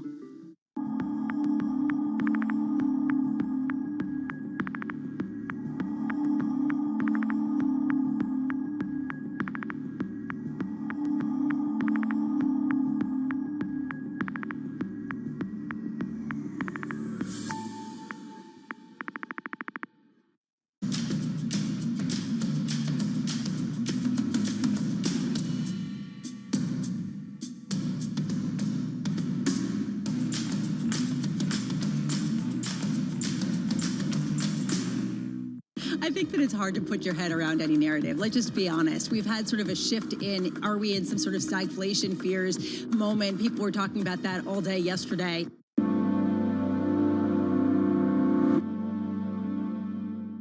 Continues. There's so much nervousness in the market right now. This market punches you in the face. Bloomberg is fastest with the numbers and analysis. Big numbers from Disney. It just slammed expectations. Bloomberg, the fastest numbers and analysis you trust.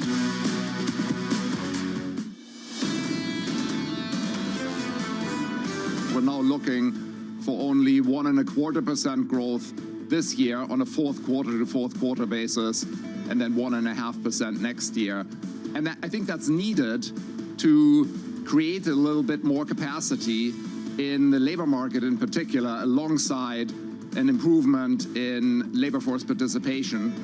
Given the bearishness of the moment, that's actually the constructive outlook on Wall Street. That was Jan Hanses, the chief economist and head of global economics and markets research at Goldman Sachs. From New York City this morning, good morning. This is Bloomberg Surveillance with your equity market lower by 0.7% on the S&P, on the Nasdaq 100 down about 1 full percentage point.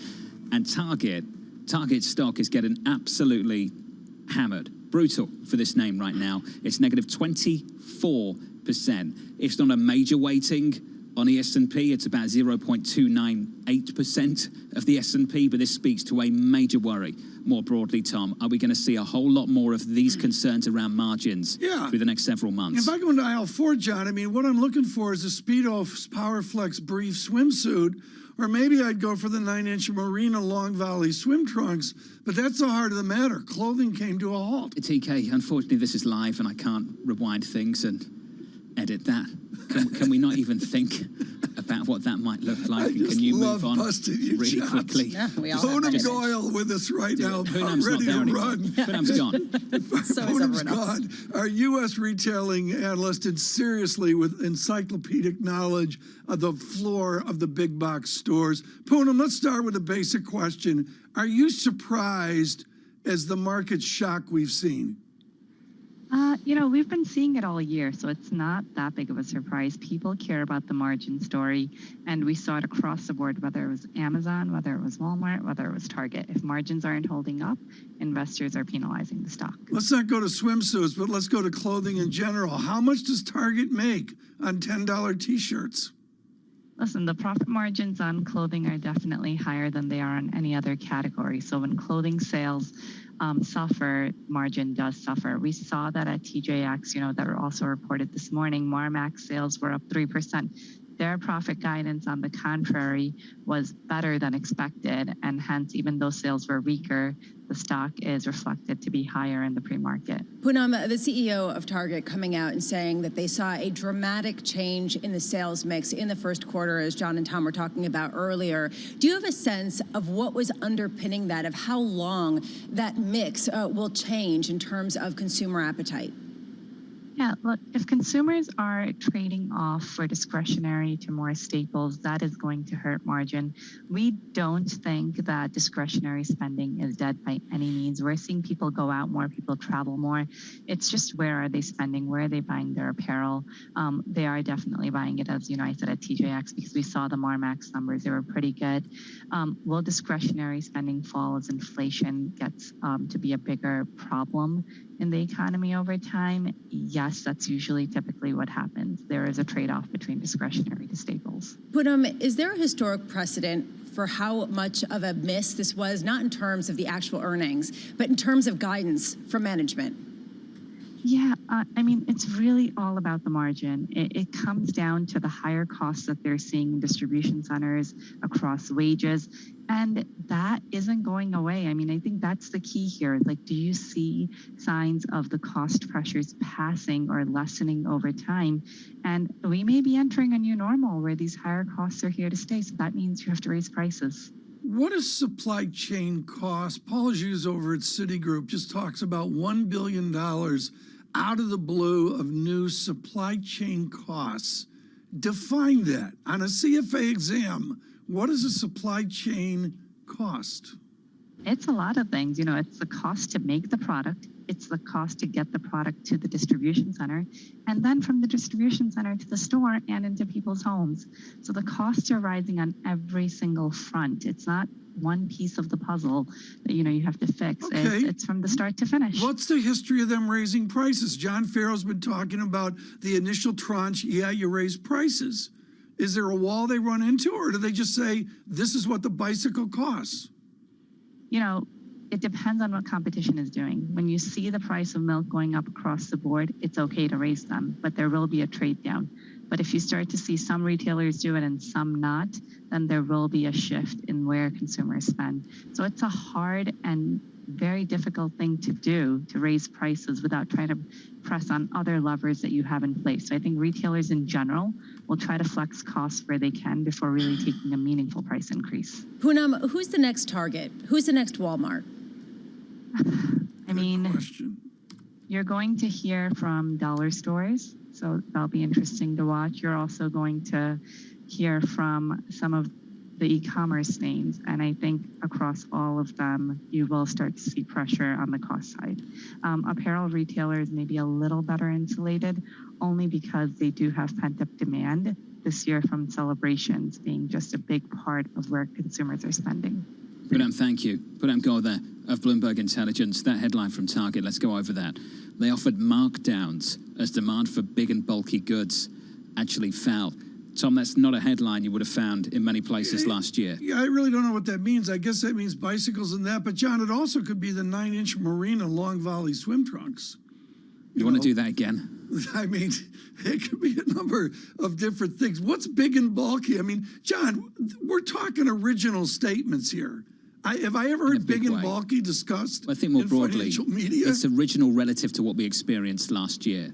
Last year, pandemic boom. They faced down cost, but they also had to confront a boom in demand. Yeah. And they could pass on higher prices. And Lisa, it just seems to me that for certain retailers executing in a certain way, they cannot find the right balance, find the right amount of inventories, the right amount of staffing that they need at any given time, because this economy is moving so quickly. We had a demand shock, a really positive demand shock at the start of last year.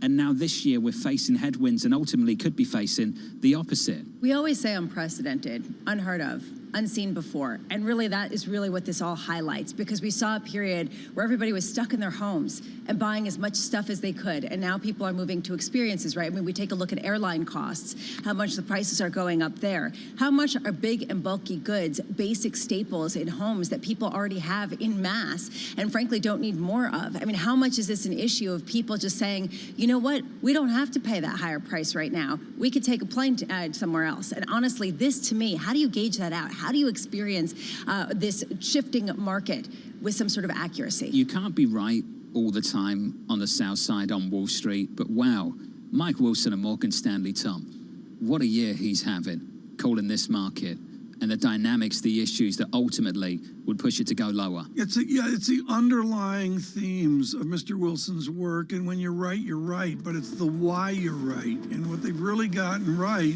is the pandemic change, the big macros you mentioned, John, demand idea that we lived, clearly we've learned in 48 hours, that's over, Wilson right. Seth Carpenter of Morgan Stanley, the chief global economist, joins us next to break down some of those macro themes. Futures down 0.7% from New York. This is Bloomberg.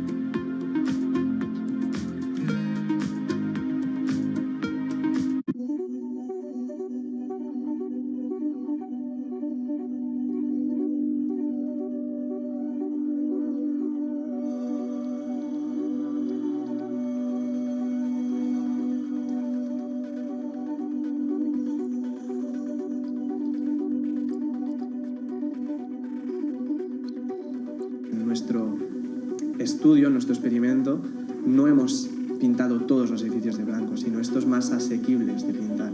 Y ya hemos detectado reducciones medias en el área metropolitana de 0,8 grados aproximadamente en un periodo de ola de calor y con picos máximos de 4 grados de disminución en un momento puntual del día, en una zona puntual del día. Y como dices, en una ciudad como Barcelona funciona incluso mejor que las zonas verdes. Según las modificaciones, nos detectan incrementos, o sea, disminuciones de temperaturas mayores con tejados blancos que con incrementos de zonas verdes como tienen planteados el plan director urbanístico.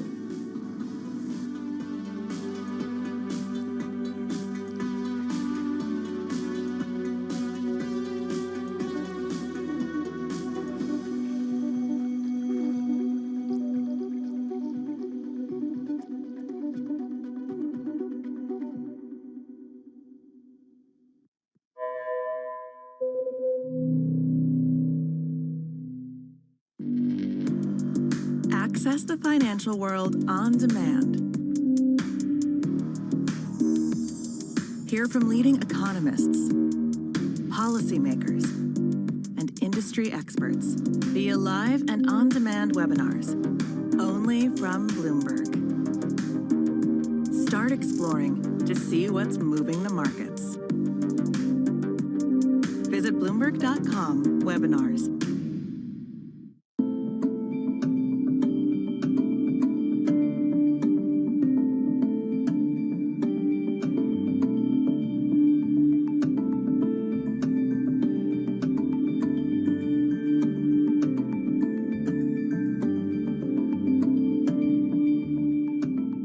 Why do the biggest names in business choose Bloomberg? That is a great question. It's a great question. It's a great question. Great question. Great question. Great question. Great question. That's going to be the best question I get all night. I'm glad you asked that. Bloomberg Television. Top experts. Great questions.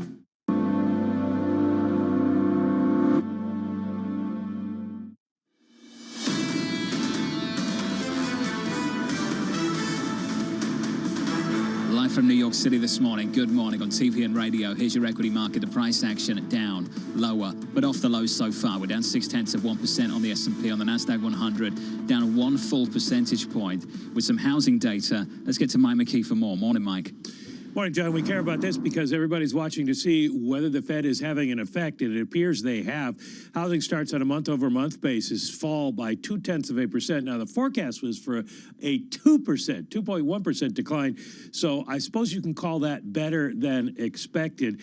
Single-family starts at the rate of 1,100,000 for the month of April. That's the annual rate. That's below March. The building permits number comes in 3.2% below the estimate, or below zero, drops 3.2%. The estimate was for 0.4%.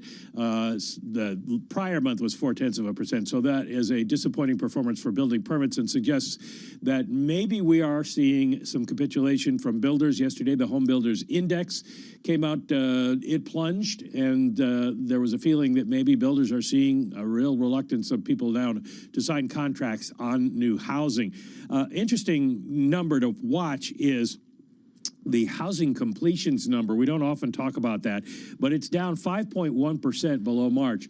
And we came into this year with a shortage of housing. Remember, the demand has been really strong, and now all of a sudden we may end up with a shortage at the end of the year, but without the demand that would compel additional supply.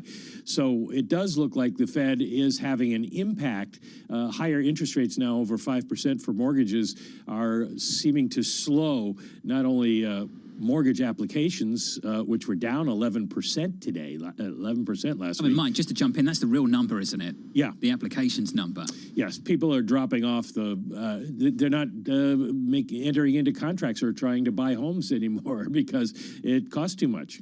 Mortgage applications, Tom, down 11% to Mike's point. We're not seeing a massive move in this market. We're down 0.7 on the S&P, on the Nasdaq 100, down by about 1 full percentage point. But that number out earlier this morning, TK, it's got to be a big story, hasn't it? We're responding to these higher mortgage costs, and we're responding by not getting a mortgage. We mentioned this with Jan Hatzius yesterday. He's truly expert at this. This is what he did for Bill Dudley and Ed McKelvey years ago. And he said this data is speaking, and it's beginning to show changes in housing. John, I've noticed the 10-year yield now above 3%. Yes. That's like Dow 10,000. That's 320, 322 Mondays ago. Then we dropped to about 284, the lows of the last 2 weeks, Tom. And now we're back again, above 3%. A lot of people getting caught on the wrong side of this once again. Tom, Citi published moments ago, they just reflected on what Chairman Powell said yesterday when he talked about how they won't hesitate to keep pushing beyond the point of neutral inflation does not call. He said this at the end. The market takeaway is clear. This is Andrew Hollenhorst on the team at Citi. Higher front-end interest rates, elevated recession risk in 23-24, and a very negative environment for risk assets. Right now, joining us as well, readjusting and adapting, is Seth Carpenter. He's global chief economist at Morgan Stanley. Seth, whether it was Maynard Keynes or many cite the giant Paul Samuelson, who said, when the facts change, well, I change my mind. Right now, for the deciles of America, the facts are changing.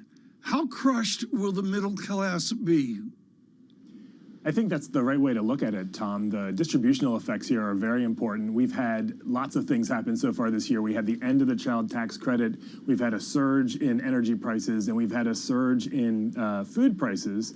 And so what does that mean? That means for people who are at the below the middle of the income distribution, their ability to spend on things besides those true staples has been diminished, and we're looking for that to be a big part of the slowdown in consumer spending this year. John Farrell mentioned Citigroup with a more strident view, I would suggest, on rate rises than your Morgan Stanley and frankly many other shops as well. Is this a central bank where the facts will change and Jerome Powell will blink? I don't know about blink, but I have to say Jay Powell's in a very challenging situation because what they are trying to do is they're trying to slow this economy a lot, but not too much, and neither of those is particularly well defined. They're trying to bring the growth rate of the economy down enough so that the inflationary pressure that we're seeing outside of some of these temporary phenomena, the underlying trend for inflation, they want that to come down by slowing the economy enough that it goes away, but not so much that they tip things into recession. That's just such a terribly, terribly difficult job to do. Well, and your former boss, the former Fed chair, Ben Bernanke, put it as almost certainty heading into stagflation. And frankly, had some pretty harsh words for this Fed chair, for their path that they have taken in not getting ahead of this. Do you agree? I mean, do you think that almost certainly we're headed toward a stagflationary-like environment in the United States? Very, very hard to sort of get into debates about definition of stagflation or not. I mean, I think the following is very, very true. Sharp deceleration this year, growth well under half of what we saw last year, and the risks clearly skewed to the downside. I think in that sense, there's clearly elevated risk for things going into recession. And then inflation, it's high. We have it coming down over the forecast period, but it's not going to be low. It's not going to be back to the 2% target anytime soon. So call it what you will, it's going to be a rocky road. What's the new normal in terms of the inflation rate that seems more stable if it's not 2%? Well, I still think the Fed very, very much wants to get back to 2%, but they're faced with a very challenging set of facts, which is the following. You can either bring the excess inflation that we have down closer to 2% quickly, but that would require causing a pretty bad recession, or they can bring it down gradually, which means that the realized inflation will probably stay elevated for another couple of years. That's a really difficult choice to be in. They're going to try to thread it so that they slow the economy down a lot without quite getting into recession, and that means that for the rest of this year, for the rest of next year, and probably sometime into 2024, you're going to see inflation above their target. One thing that you've done really good work on is oil shocks, and we've been talking all morning about the potential for $6 average gas prices in the United States, as per the expectation of JP Morgan. What would that do in terms of growth? How does that factor into your base case?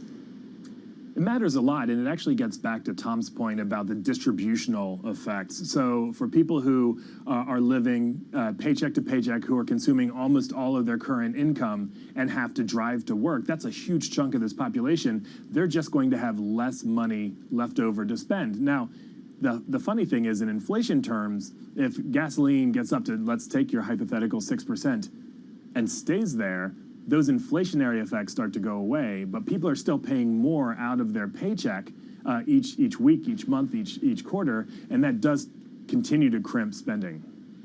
I look, Seth, at the game forward, and it comes up to a mid-year outlook, which I believe is delivered on Seth Carpenter's desk June 30. I don't think it matters, because what matters is July 27, which is where the Fed meetings get excruciating. Am I right on that the 2 meetings out is really where this game gets tough? I think that is exactly right. So Chair Powell said for the next couple of meetings, something like 50 basis points is right. I think he made clear, my view, he made it clear when he first said it, but he reinforced the view yesterday that he's not ruling out anything else beyond that in either direction. And so the Fed really is going to have to be looking around a lot more, asking themselves, are we seeing any slowing in the real economy? Are we seeing signs that inflation is coming down? And quite honestly, because they're starting in June, the runoff of their balance sheet, are we seeing what the effects are of that so-called quantitative tightening? This is a tool that they've sort of used once before in a much smaller degree than what they're doing now. And they really are going to have to wait and see how that plays out through the financial markets and how it plays out in the economy. Nuance data dependent. I mean, you took data dependency 102 at Princeton a few years ago. Explain to our audience the weight of data dependency to the PhDs at the Eccles building. I mean, it's the only game in town. It's funny that the term came into existence because there was never a time when policymaking was data independent. But here it's going to become that much more difficult because they're going to have to scrutinize every last bit of data to see what's going on. Monetary policy works, first policy tools, then financial markets, then the real economy, and then inflation. And so they have to scan with whatever high-frequency data they can conjure up, each of those different links in the chain to see if they're getting traction with their policy tightening and to see if that traction is leading to lower inflation. It's a tough job. Seth, awesome to get you on the show. Thank you, buddy. As always, Seth Carpenter of Morgan Stanley. A range of views there. Here's another one from Goldman Sachs and the Chief Executive Officer, David Solomon, in a phone interview with Sonali Basak, our Wall Street correspondent, in the last 24 hours. She's just put out that piece, this interview. We have to get rid of inflation, Solomon said. Inflation is extremely punitive, especially on those that are living week to week, paycheck to paycheck. It's a big, big tax on that part of the society. Tom, talking about recession risk, but reflecting the work by Jan Hatzius and the team in the research department. Exactly. Reflecting on what his economics is saying, I think it's great that these CEOs are talking up the macroeconomic stuff. I want to know what he's going to do on the bond desk, where price down, yield up. I'm fascinated how global Wall Street manages this mother of all bond bear markets. One thing he said on spreads, Tom. Yeah. Tumult in credit spreads would be concerning. Are we at the point of concern yet? Concerning. Are we there yet? Do I think we're there? Yes, I do think we're there yet right now. You think we're here? I think the price decline, log, Bloomberg, total return, aggregate, any credit series you want, I'll let Lisa pick that, is jaw-dropping back 20, 30, 40 years. It is, and we're adjusting to rates, though. And Lisa, I know you can build on that. Is that concerning in and of itself for this Federal Reserve? Have we seen a dislocation in spreads? Liquidity? No. Can companies still come to market and raise money? Peloton? Yeah. I was just going to say, Peloton could just raise a loan with a pretty risky business model at this point that's moving very quickly. If you take a look at spreads, they're well within norms that are not scary for the Fed. People are watching it. They are starting to widen out. This is what could potentially trigger the Fed put. It's not there yet, which means that they're going to keep hiking rates. So the flip side of that the bank CEOs are watching is exactly what the Fed is watching as well. December 2018 for some people is somewhat of an extreme benchmark, but it's not December 2018 yet. Yeah. Futures down 8 cents on the S&P. Coming up, Laurie Calvasina of RBC around the opening bell. Looking forward to that. Looking forward to catching up with Julian Emmanuel of Evercore and Jay Poloski of TPW. All of that in the next hour on Bloomberg TV. Keeping you up to date with news from around the world. With the first word, I'm Rishika Gupta. Shares of Target fell more than 20% in early trading. The discount retailer cut its profit outlook, saying a surge in costs during the first quarter shows little sign of going away soon. Target's fuel and freight bill was $1 billion more than expected. Additional hits came from higher pay for warehouse workers and markdowns driven by overstocked inventory. Goldman Sachs CEO David Solomon says clients are preparing for slowing growth and a decline in asset prices. Solomon told Bloomberg's Sonali Basak what he calls extremely punitive inflation is creating a tax on the economy. He sees a 30% chance of a recession in the U.S. over the next 12 to 24 months. And Bloomberg's learned the U.S. is forcing Wall Street banks to search more than 100 personal mobile phones carried by top traders and deal makers. It's the largest ever investigation into secret messaging on platforms such as WhatsApp. The SEC will decide who to punish for failing to preserve business-related messages via unapproved platforms. And the EU is considering whether to use proceeds seized from Russian oligarchs to help rebuild Ukraine. The EU will also propose issuing joint debt. Ukraine's Foreign Minister Dmitry Kuleba told his European counterparts that the reconstruction bill could reach some $1.1 trillion. And the board of Twitter says it plans to enforce its $44 billion agreement to be bought by Elon Musk. Directors voted unanimously to recommend that shareholders approve Musk's bid of $54.20 a share, almost $16 higher than where the stock closed out on Tuesday. The board statement came as Musk appears to be maneuvering to ditch or renegotiate his offer. Global News 24 hours a day. I'm Ritika Gupta. This is Bloomberg.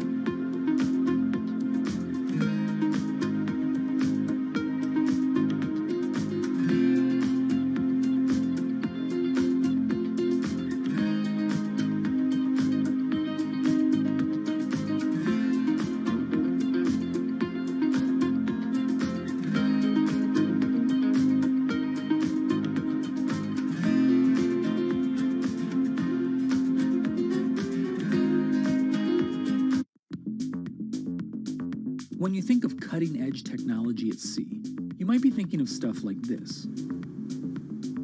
But there's an incoming revolution on the high seas that isn't quite as sexy, but could be significantly more impactful. Container shipping is the key component of global trade.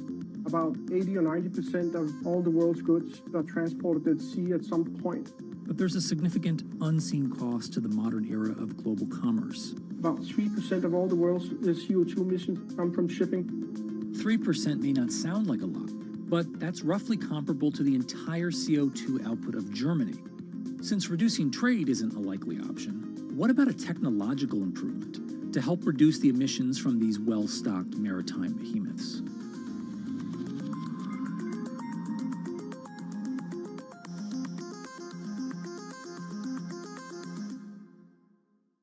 It's really a reminder, isn't it, just how sensitive the markets are to any commentary about trade. We did see some pressure on the yuan, we did see some pressure on the futures. That is now being reversed.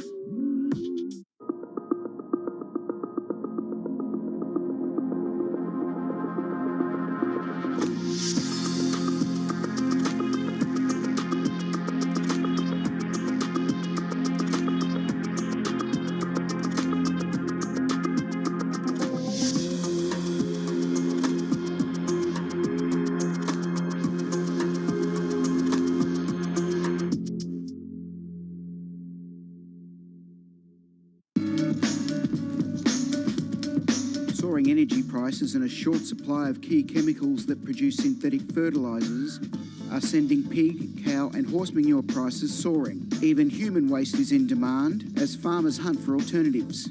Fertiliser helps increase crop yields. You can see how much moisture is held into this. It's a lot of organic material into the compost. So it breaks down, the manure and the straw breaks down into a friable mix that can be mixed into your soil in the ground and for growing a whole range of different vegetables. Holds the nutrients in, holds the water in, and it really increases the kind of biodynamic profile of the soil. The recent price spike could mean more farmers going organic for the long term.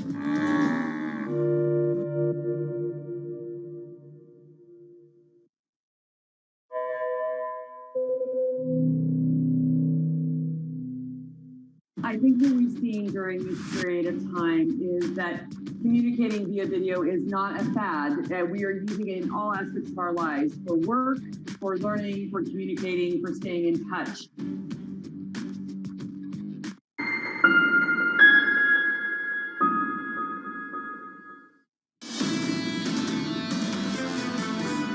Putin's war is, as we all see, heavily disrupting the global energy market. It shows on one hand how dependent we are on imported fossil fuels. We must now reduce our, as soon as possible, our dependency on Russian fossil fuels. Ms. van der Leyen, who is really quite something. We have spoken to her numerous times at Davos. She is encyclopedic on the German military and, of course, with new duties in Brussels as well. Speaking of Mr. Putin, we'll get to that in a moment. Right now, Kriti Gupta, I should say, with a chart. Kriti? Yeah, Tom, we got to talk about these record high gasoline prices. I believe $6 in California, $5 in Hawaii. And I really want to get to the crux of the problem, because it's not just about the over $100 oil prices you see on your screen. It's about refining margins in particular. That brings me to my chart of the day. We're looking at the 3-2-1 crack spread. It gets a little nerdy, but stick with me here. Essentially, 3 barrels of WTI crude oil makes 2 barrels of gasoline, 1 barrel of distillates, which essentially is diesel or jet fuel. And what this shows, or what this chart shows, is this major jump last week. It's coming down a little bit, but $50, that's the margin for refining. And one of the big questions here is, can a lot of these refiners, American refiners, if they do get their hands on crude, do they have the capacity to turn it into gasoline and some of these distillates? And it's really that concern that's partly driving up the prices. For the 12 people that just drove off the Garden State Parkway by some refinery in New Jersey, is it done? I mean, is there any incentive with this record margin to make the distillates, make the stuff we use? That's the question for Javier Blas, because right now it feels like it's very tough to do that. Nice, Segui. Kriti Gupta there on the movement to Mr. Blas. Let's go to Javier Blas with his true global expertise. Javier, I want to talk about China. I guess they're coming off lockdown. When you look at Blas economics, including what Ms. Gupta just spoke of, what does it mean if China comes off lockdown? It means a lot higher prices. I mean, the only reason that we are only at the levels that we are, about $4.50 per gallon on retail prices for gasoline in the United States and $115 for WTI, is because China has not yet opened up. China opens, it's a lot more fight for crude oil and gasoline worldwide, and it means higher prices. There is just simply not enough of the stuff for everyone, so the price have to work and has to kill some demand. And if China comes back, I'm afraid that we are going to see higher prices, just also as American drivers are hitting the road for the beginning of the summer season with Memorial Day. It's just going to be very painful. What are you looking at in terms of potential prices? Because we are seeing, for example, refineries not keep pace at all, which seems to be the real big issue, not just crude prices. You are absolutely right. I mean, the prices I'm really looking is, you know, forget about the WTI price. It's just sending a misleading indicator of what the market is. You look at $170 and $230 a barrel, depends on whether you're looking at gasoline or you're looking at diesel. At those levels, we should start to see some demand destruction, particularly in emerging markets, and we are beginning to see that. The key question is that we have also a lot of pent-up demand. People really want to travel. This is the first summer, the first spring of traveling after COVID-19. So I think that what we see is that prices may need to go higher to destroy demand, just because of the extra appetite for traveling after 2 years of basically staying at home. So what will it take for refiners to actually just refine more? I mean, at what point does the supply side respond? The refiners, at least in the United States, they are really working almost as hard as they can. We are seeing operating rates already in the Gulf of Mexico around 90%, which is very high for this time of the year. We usually see lower operating rates because they are doing seasonal maintenance. So I'm not expecting that the refiners are going to work harder than they are. I mean, any refining executive today is trying to run their plants as hard as they can, because the profit margin that you could make is just unheard of. I don't think that anyone in the American refining industry has ever dreamed to see the 3-1 refining margin north of 35, 40, let alone $50 a barrel. I'm not expecting that refiners can do more, so we need to bring demand down, and the only way to bring demand down is through higher prices. Javier, my amateur take is the spread between West Texas Intermediate and Brent is $4, $5, $6. It can move around. Right now, American oil is 70 cents more expensive than Brent crude. Why and which one moves back to normal? I think that we will see at some point Brent coming above WTI again, but at the moment, what we are seeing is American refiners are buying as much crude as they can because they can make a ton of money refining that crude, and that's why we see so much pressure on WTI. It's pressure from the refiners, try to grab the barrels, and then refine them to profit from a huge refining market. Meanwhile, Tony Blinken, just returning from his trip to Abu Dhabi, what do you think the ask is from the U.S. in 1-800-CALL Doha or 1-800-CALL Abu Dhabi?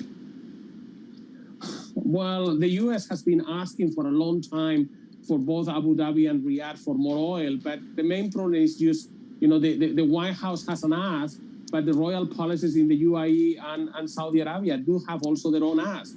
And neither is blinking, neither is giving up on their particular request. And the result is that we are seeing OPEC production increasing very slowly. But even more barrels of Saudi oil and UAE oil were to hit the market today.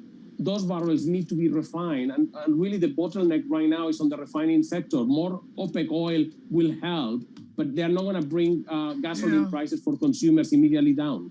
Javier, a chart I have of Saudi Light, and I adjust it different ways, but it goes back to the 1950s. It literally spans Daniel Yergin's The Prize.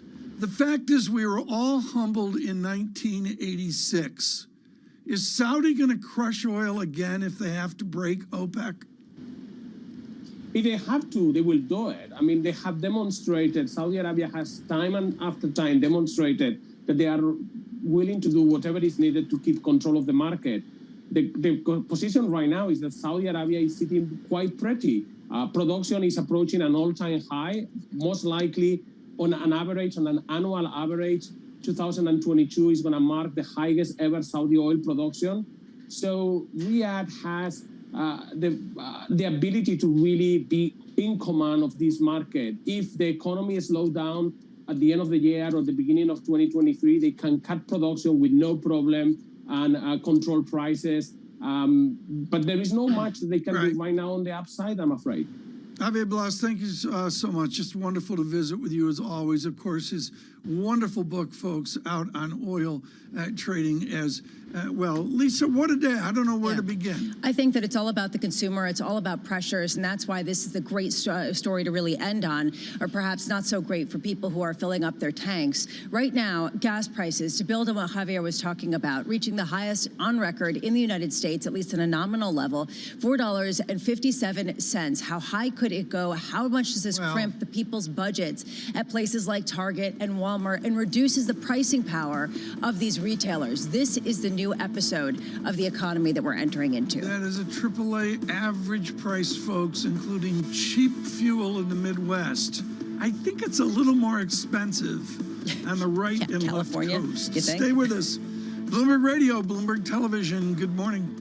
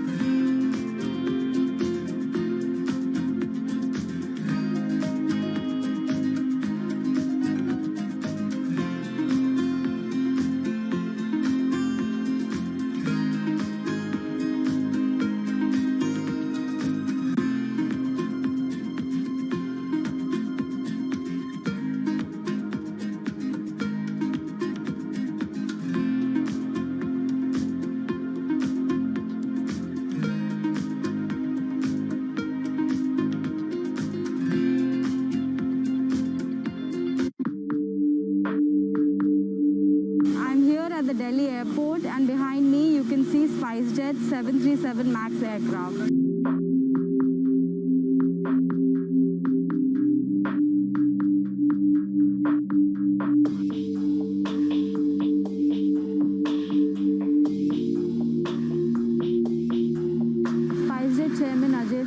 Earlier today said that Boeing is going to compensate SpiceJet in form of cash and aircraft.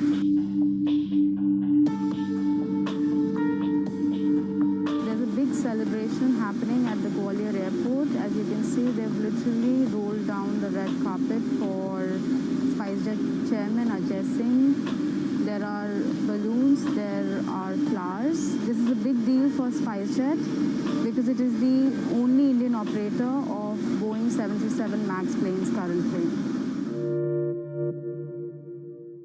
A lot's happening on Wall Street. It's the basic law of economics. It validated what the market was already pricing. Need to catch up? This is Bloomberg Wall Street Week. I'm David Weston. We've got the information and insights. David, you just hit the nail right on the head. From businesses most influential and instrumental. And that's the way you run good risk management. It's a challenging dynamic. We could continue to see that kind of strength. Bloomberg Wall Street Week premieres Friday with replays all weekend on Bloomberg Television and Radio.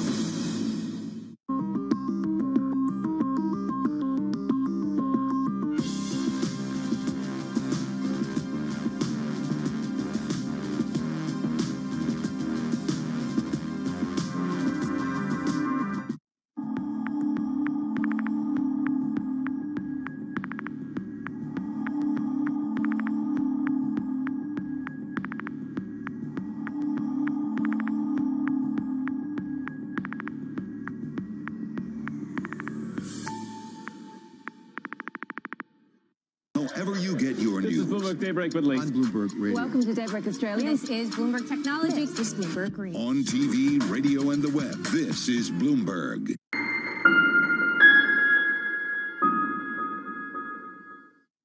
Margins under pressure. Live from New York City this morning. Good morning, good morning. Your equity market is heading lower. The countdown to the open starts right now. Everything you need to get set for the start of U.S. trading. This is Bloomberg, The Open, with Jonathan Farrow.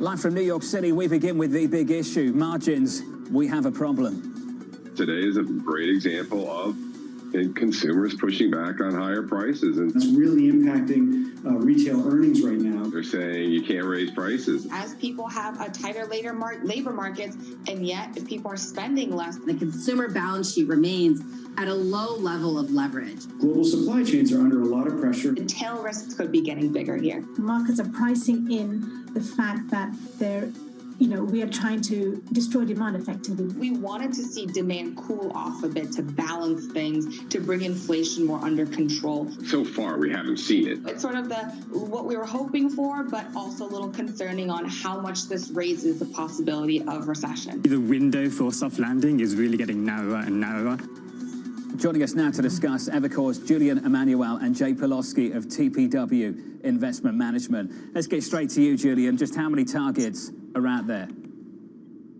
Look, it's very clear that particularly when you're interfacing with the consumer in a labor-intensive industry, you're going to encounter these issues. But what we take away from this morning's reports and yesterday's is the glass half full aspect of it, and that is that the consumer remains strong. Yes, there are margin issues. Yes, they're going to be persistent, but no, the weakening that many have expected is really not materializing just yet. So, Julian, how can you say that when Target's down 24.65% today and Walmart was down more than 10% yesterday? That is, again, that stock price reaction in an environment where if you say anything wrong, whatever it is, and obviously margins and labor costs have been the key words to exert pressure on stocks, you're going to get that reaction. More importantly, John, is the idea that despite the fact we saw what we saw yesterday, despite the fact that Powell doubled down on hawkish rhetoric, the rest of the market traded okay. We can build on that in just a moment. Here's the line from the CEO of Target. I think we're all surprised he's surprised. I felt like this yesterday with Walmart, and here's Target this morning. Throughout the quarter, we faced unexpectedly high costs, driven by a number of factors, resulting in profitability that came in well below our expectations and well below where we expect to operate over time. Jay, I want your view on this. Are you surprised that they're surprised by something we've been talking about for 12 months? Well, it is a little bit disconcerting, right, John? Because certainly in the markets, we've been discussing this for some time. But it is, I think, as Julian mentioned, kind of idiosyncratic to certain companies, right? Other companies have done well and have managed better. And so you're actually, in my view, I'm not a stock picker, we focus on ETFs, but you're actually having an opportunity to differentiate between companies that are able to manage through this process and companies that aren't. And therefore, the market should reward the ones that do and penalize the ones that don't. And I think that's what we're seeing play out. On a broader picture, I would just note a couple of things. First, we've just gotten through earnings season. Q1 better than expected around the globe, U.S., Europe, Japan. Earnings revisions indicators actually turning up, according to J.P. Morgan, both in the U.S. and Europe. And Ed Yardeni noted the other day that forward sales estimates for the S&P have risen 5% year to date. And so there's a reason, John, I think that the old saying is that stocks are a decent inflation hedge, and it's because they're able to pass through, to an extent, certain increases in prices. And I think that's what we've seen. Earnings are holding up well, and that for us anyway at TPW Advisory is one of the things that keeps us constructive. Jay, which stocks, and I think that's the right point, and you started with that.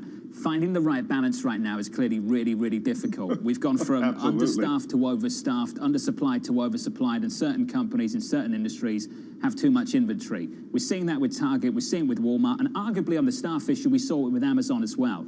So when you start to think about single names, which I know you can't speak to, Jay, you can do this at an industry level. You can think about the industries that are constrained, are being really, really strict, disciplined about capacity. And I think of energy, and I think of the airlines. Now, Jay, how sustainable is the success that those two industry groups are having right now through the rest of this year? Excellent question, John. I think you're right on it. Certainly in the commodity complex, we've been quite bullish. We've had a double overweight since last year on the view that they've been very focused on not increasing capacity. So as demand comes through, now they're able to use that capacity fully. Javier was just talking about the unprecedented refining margins in the energy space. And on the airline side, again, we've been very bullish.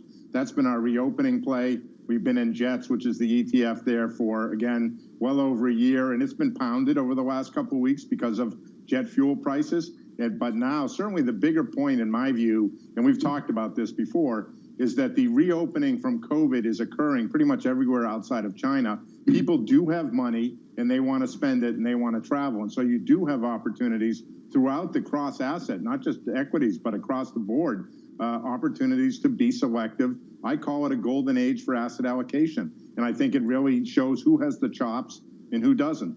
Julian, let's talk about that. I had a question that I'd asked almost every single day last year. Who has the pricing power? Who has the pricing power? And the truth of the story was, when you're facing down a really strong, positive demand shock, pretty much everyone had the pricing power. Now that question, Julian, gets a little harder, a little more difficult to answer. Who has the pricing power? Where'd you find it? Well, again, and this goes back to our view, is something you and I have talked about in recent weeks, is that long-term, we think active management works. This is a market of identifying stock ideas. They exist. They exist across all industries. Not all consumer staples names are created equal. Same with industrials. You really have to dig down, and frankly, when you look at transcripts, management is telling you who has the pricing power and who has margin pressures. And lo and behold, the stocks that have had positive commentary have outperformed consistently over the first half of this year, and we think that's likely to happen for the second half of the year. Well, Target right now are telling us we have a margin problem. They're down 24% in the pre-market. Equity futures are lower off the back of that story that developed a couple of hours ago. Equity futures on the S&P and the NASDAQ down across the board here. Futures down by more than 1%. Then you've got to throw in the Fed and Chairman Powell. Take a listen to this. What we need to see is inflation coming down in a clear and convincing way, and we're going to keep pushing until we see that. If that involves moving past broadly understood levels of neutral, we won't hesitate at all to do that. We won't. Joining us now, Kelly Lyons. Hey, Kelly. Hey, John. Well, they always say don't fight the Fed. Jerome Powell's message yesterday was do not doubt the Fed either. Do not question the Fed's resolve to fight inflation, even if that means ultimately getting restrictive when it comes to interest rates. So obviously the market trying to digest this. Stocks were actually higher in the face of his remarks yesterday, but futures lower now, and a little bit of movement upward in yields at the front end of the curve, up 2 basis points on the 2-year to 272, even in the face of what some called the most hawkish remarks from Chairman Powell to date, raising a question of why the market reaction maybe wasn't more so dramatic. The thing is, the hawkishness didn't come in the form of ideas of a potentially larger rate hikes. It's really just a question of where the Fed is ultimately going to get to as it fights inflation, running at hotter than 8% on CPI, and policy clearly that is running very far behind the curve. Of course, we also heard from Jim Bullard of the St. Louis Fed yesterday, who said 50 basis point hikes at the coming meetings is a good plan, while Charlie Evans of the Chicago Fed also spoke yesterday, and he said he expects the Fed will have slowed its pace to 25 basis point increments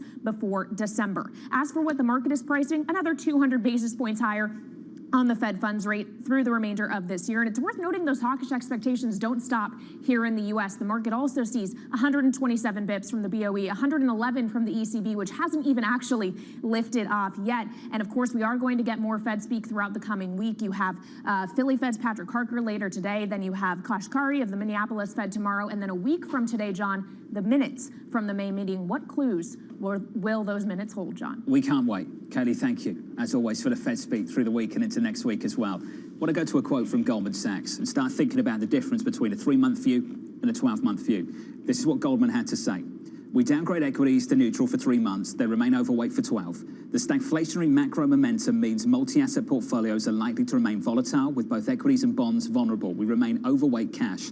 That's Christian Muller-Glissman there, leading that coverage. Jay, I want to explore an idea with you that's developing at the moment. A 3-month view. This is the idea.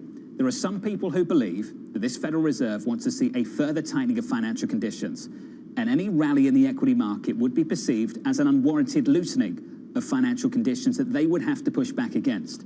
Now, I want to understand from your perspective whether that puts a lid on risk assets and equities more specifically as we work our way through this summer. I think that's an interesting question. I mean, Goldman Sachs has been splitting hairs both on their targets for prices, stock prices, as well as growth here these last couple of weeks, going back and forth. But your question's a good one. I think over the next couple of months, what we're likely to see is declining inflation, significant declines of inflation over the next couple of months, as well as stable growth. I mean, the market, as I see it, is divided into two camps. One who believes inflation is out of control, Deutsche Bank and others. The second who are very worried about recession. And I think there's a middle path.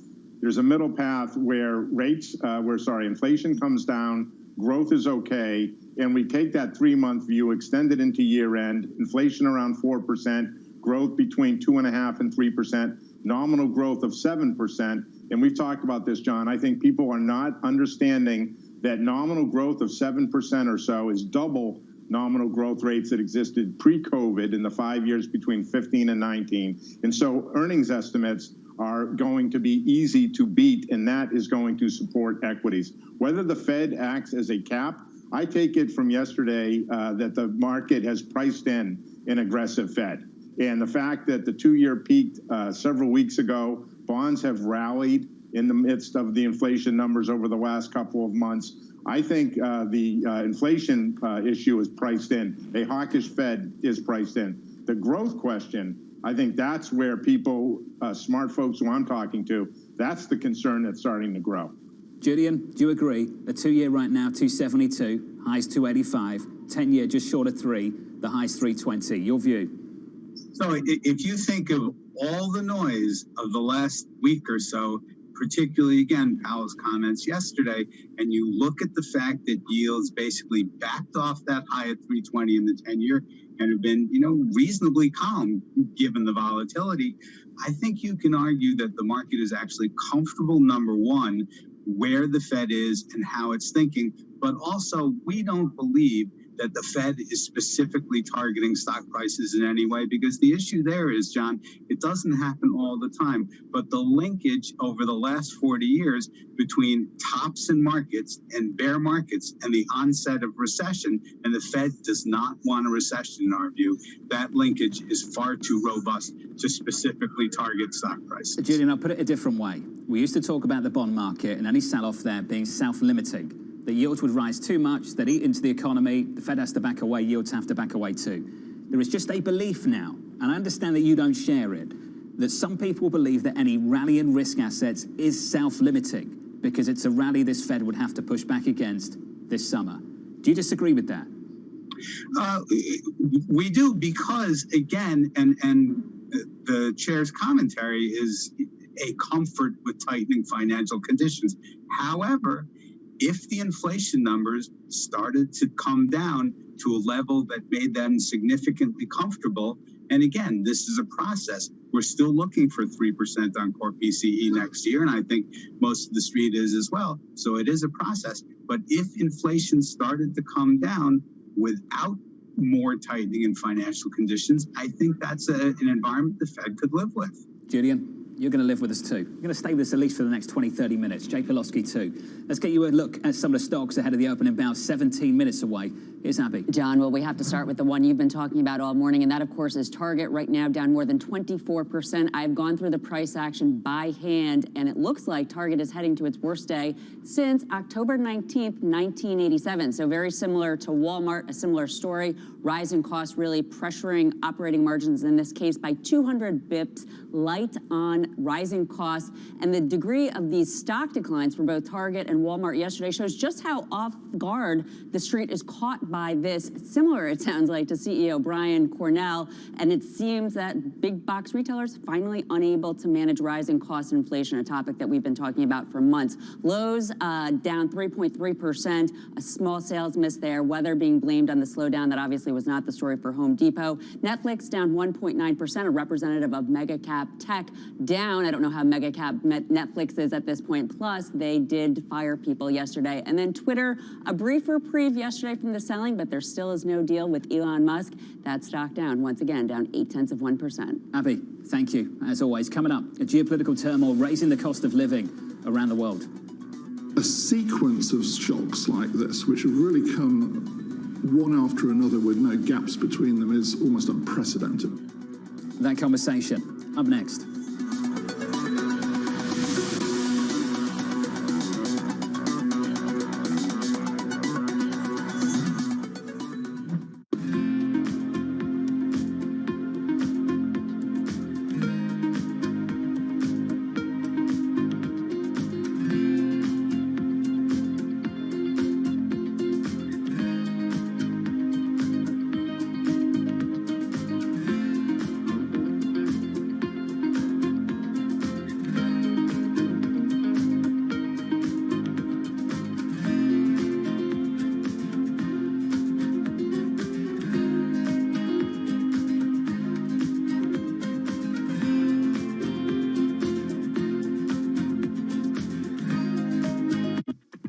When you think space, you probably think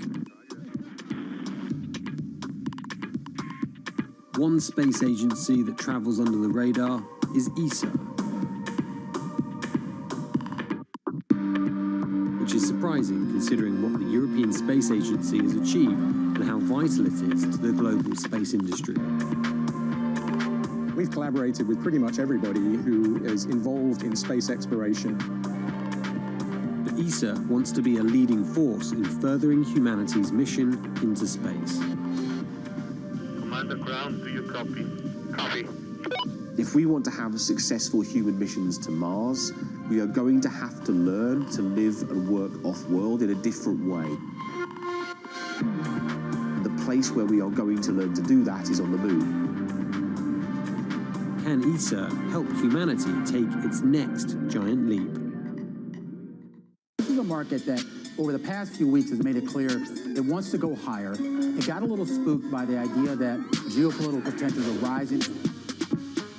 In crypto, you have a world of young people that want their own financial system and their own culture. and it is very powerful, and I'm a big believer in it.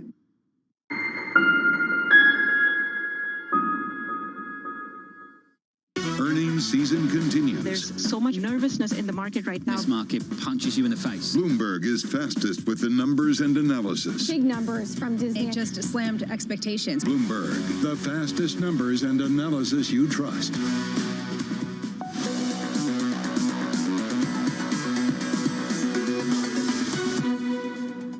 We should all aspire to encouraging China to drop objectionable practices. If we can do so, we will stand a better chance of competing with China on a level playing field, which will benefit our businesses and consumers. Secretary Yellen talking about a range of issues, China being one, Russia being another. Front and center, though, right now, the price pressure that consumers face in the United States of America. This was Brian Deese of the National Economic Council. Take a listen. The reason why we have that challenge is Putin's decision to invade Ukraine and the implications of taking Russian supply of crude oil and natural gas, but also of Russian refinery capacity off of the global market. Refinery capacity was tight prior to the invasion, but the real stress that we're seeing on refinery capacity right now is a direct result of the war in Ukraine and the impacts on energy markets. Joining us now, two friends of mine, two friends of this show. Anne-Marie Hordern, down in DC from London. Guy Johnson, AMH, first to you. Gas prices, that's the big issue. Yeah, it is. And this morning we have another record. They're above $4.50 on the average. And you look at some counties across America, one in California particularly, is looking at higher than $7 per a gallon of gasoline. And Jonathan, we should note, we are not even at the start of peak driving season. So gasoline prices is one big problem for the administration. You also have, as recently, earlier this month, the agricultural department talking about the fact that food prices will rise 5 to 6%. And then on top of all of this, not so much an inflation story, but also really hitting families, Jonathan, that have young ones, this infant formula shortage. And in a week's time, we're going to hear from some of these executives because Congress wants to get to the bottom of why families are facing this. So a number of issues dealing with everyday Americans, kitchen table, whether or not they're feeding their families or filling up their gasoline pump. And this is really impacting some of the hurdles the administration is facing as we are heading towards the November midterm elections. The guy at that kitchen table in the UK right now, there's one number that will dominate that conversation later this evening. 9%. It's amazing. John, we haven't had inflation this high since 1982. Thatcher was in control then. She was trying to supply side reform the economy. We haven't had inflation this high, and it's going to get worse. John, everybody is pointing the finger at everybody else, trying to blame them for what is happening here. We had it from the Chancellor yesterday. This is international. This is rising energy costs. The Governor of the Bank of England saying similar things. We're going to hear from the Chancellor again tonight. Everybody is pointing the finger at somebody else. But ultimately, central banks have missed this. Governments have missed this. Hey, if Target and Walmart miss this, you've got to worry about central banks' ability to be able to manage the situation as well. John, we are way off base. 6 months ago, the Bank of England was predicting that inflation right now would be half the level that we have now. We're heading for double digits. It's going to get worse from here. And as Anne-Marie was pointing out, it is very regressive. Guy, I'm really looking forward to the coverage in about 40 minutes with you and Alex Steele. Thank you, buddy. To you as well, AMH. Here's something a politician won't tell you. This note from JP Morgan on gas prices. Right now, the average gas price in America about $4.60. JP Morgan say this: a cruel summer with US gasoline prices breaking above $6. Typically, refiners produce more gasoline ahead of the summer road trip season by building up inventories, but this year, since mid-April, inventories have fallen counter-seasonally. Julian Emanuel, Jay Pawlowski with us for a final word. Jay, if that developed, would you have to change your view? No, I don't think so, John. I mean, one of the things that we need to keep in mind is that the amount of money people spend on food and fuel relative to, decades past is much smaller than it used to be, and it's risen somewhat, but it's still not anywhere close to previous peaks, either on a per capita or GDP basis.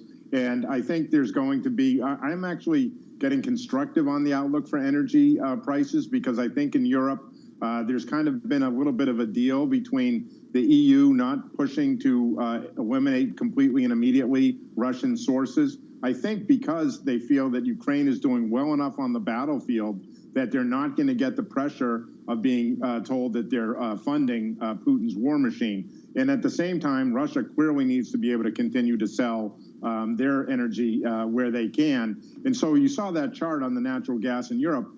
While all this talk is going on, natural gas prices in Europe are down about 50% from their previous high earlier in May. Brent is down, $20 from its high of 135 early in March. And so to me, again, I think, yes, prices at the pump, they make a good story. They're politically toxic.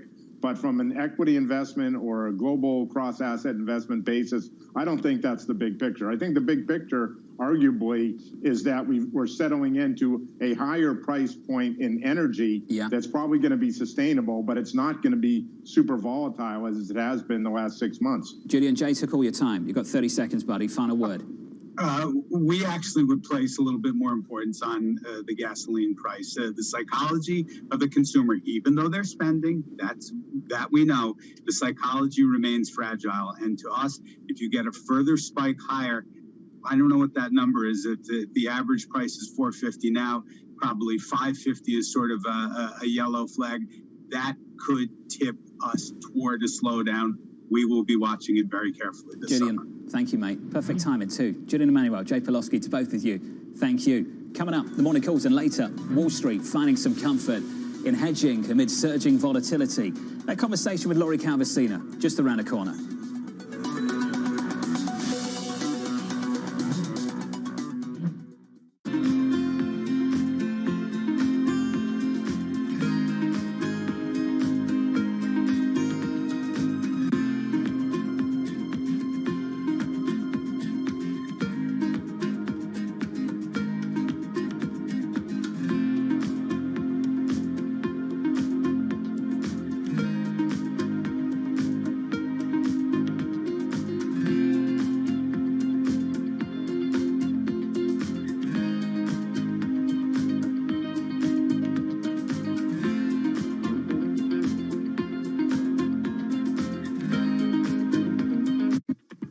When you think space, you probably think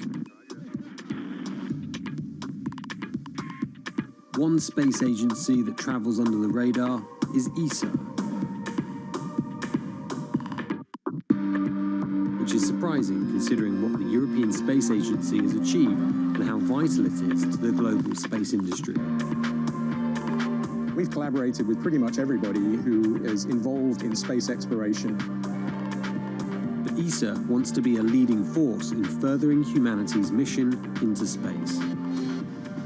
Commander Ground, do you copy? Copy.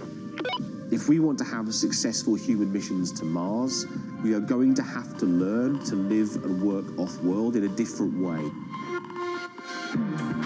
The place where we are going to learn to do that is on the moon. Can ESA help humanity take its next giant leap?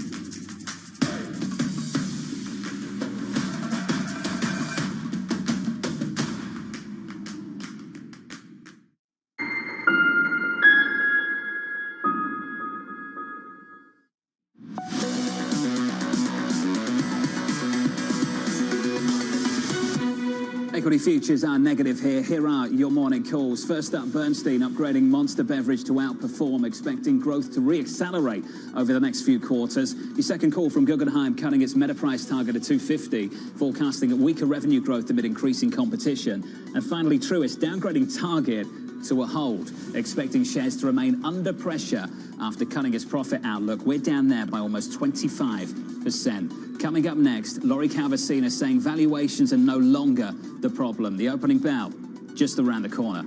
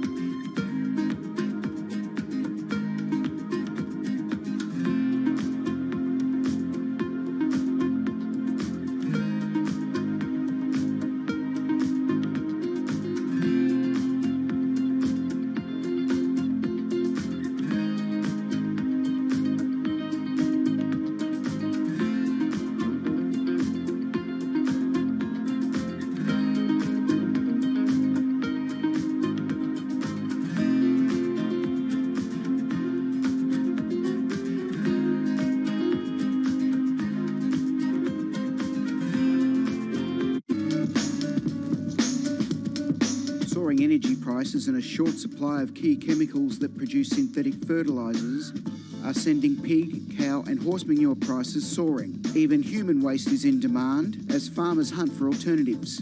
Fertiliser helps increase crop yields.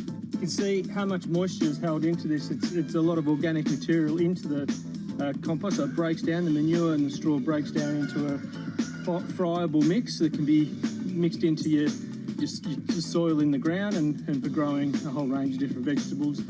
Holds the nutrients in, holds the water in, and it really increases the kind of biodynamic profile of the soil. The recent price spike could mean more farmers going organic for the long term.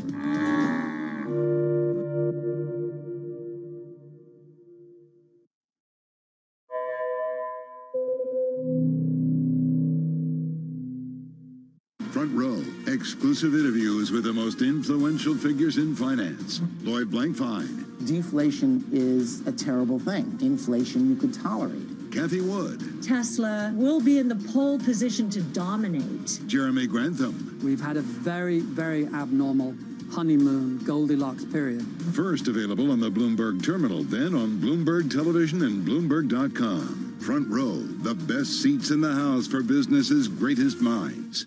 Mercedes-Benz is on a path towards CO2 neutral mobility. So we have flicked the switch there, and really we're going to step by step electrify everything.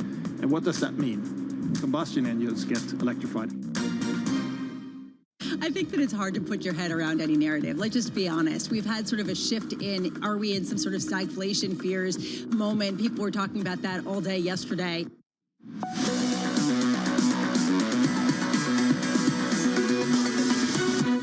Look out below for some of these retail names. We're about 20 seconds away from the opening bell, and we are negative by more than 1% on S&P 500 futures. Target is about to get absolutely hammered. On NASDAQ futures, we're down by 1.5%. From New York City, for our audience worldwide, the opening bell rings in New York. Switch up the board and get to the bond market. Yields just a little bit lower, by about a basis point to 297.87. In the FX market, the euro just a little bit stronger. Euro dollar negative 1/3 of 1%. The dollar stronger at 105.19. And outside of that story in the commodity market, up about 1% on crude, 113.53. A lot to look at around the open. Let's get to Abby for more. Hey, Abby. Hey, John. Well, indeed, a very brutal day for Target, the worst since October 19th of 1987, absolutely plunging down more than 24% at this point on a massive operating miss. Walmart down for a second day in a row. Similar story there, rising inflation costs, these companies not able to manage this finally. So for the quarter, Target's operating margin of 5.3% coming in way light of 9.5%. The full year guide taken down to 2%, by 2% to 6% from 8%. Massive, massive miss, and that stock absolutely getting punished. TJX companies, though, on the other hand, a bright spot, up 8.9%. Interestingly, they missed sales slightly, but their profit outlook held. They actually raised it by 20 basis points. So again, a bright spot. Yesterday's bright spot, though, John, big tech, really not happening today, down 1.4%.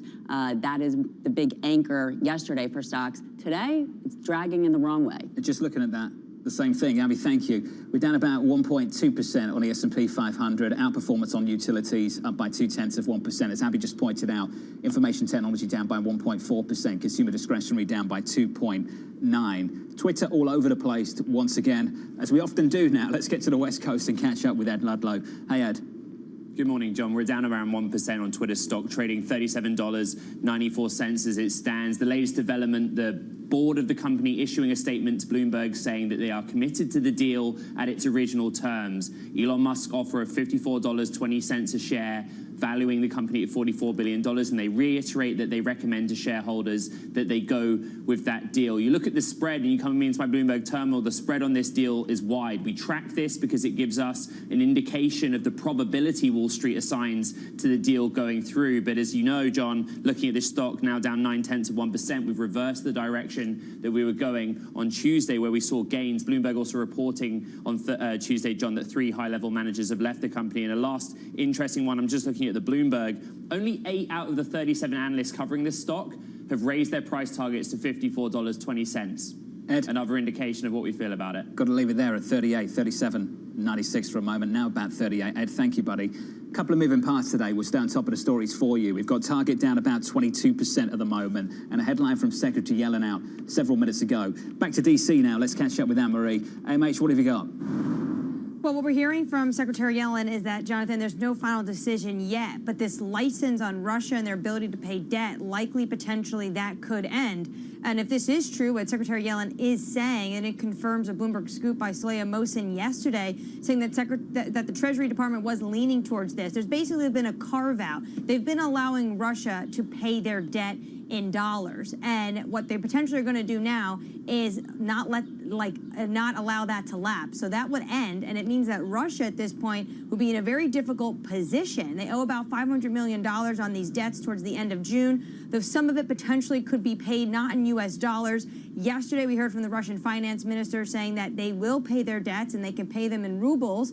But, Jonathan, it's that very gray line right now. Potentially, Russia is ever so close to getting in default. They have a will to pay, but without this carve-out, it's going to make it very difficult. A very unique situation. AMH down in DC. Anne-Marie, thank you. Looking forward to your coverage on this story through the day. Back to the retail story around the opening bell. We're about 3 or 4 minutes in. Yesterday it was Walmart. You've got a second day of it. Today it's Target. That stock is down by 23%, cutting the outlook for profit. Things do not look great for that name at all. Katie Lyle's back with us for more. Hey, Kaylee. Things look brutal, in fact, John. Target potentially heading for its worst day since 1987, just like we saw Walmart posting its worst day since 1987 yesterday on the back of its own outlook cut. But one analyst over at Vital Knowledge saying that this is just more dramatic coming from Target as they cut their operating profit growth forecast for the year to 6% up on that margin. They previously saw 8% or higher. The problem isn't really with sales, John. It's actually just converting those sales into profit. Traffic in the first quarter was actually up nearly 4%, but the average transaction total was down by 0.6%, in part because Target took heavy markdowns on items in order to start getting down inventories, which had built up 43% higher than a year ago at the same time that demand has receded for some of those bigger items. So the point is, while there are more shoppers, they are buying and spending less, and it's also a matter of the mix, what they are spending on. Target essentially dealing with the exact same forces Walmart detailed yesterday. Food and gas inflation is drawing money away from discretionary general merchandise spending that is typically higher margin. And when you cater to a lower end consumer, it limits your ability to exercise pricing power and raise costs to offset the higher costs on supply chain and labor issues that you are facing. And it's not like things are going to get a whole lot better anytime soon. Target CEO saying, looking ahead, it is clear that many of these cost pressures will persist in the near term. So that's bad news for Target. But what warning does that send for corporate America more broadly, John? Kelly Knights, thank you. It's a question we're all trying to get our hands around. We've been talking about this for a year. Yeah, the C-suite somehow surprised by something they shouldn't be surprised by in the first quarter. If we spent 12 months discussing it, how is it a surprise in the first quarter? That name is getting absolutely hammered, down about 24%. Outside of that, in the bond market, not much going on here. Your 10-year yield down about a basis point to 298. Your 2-year yield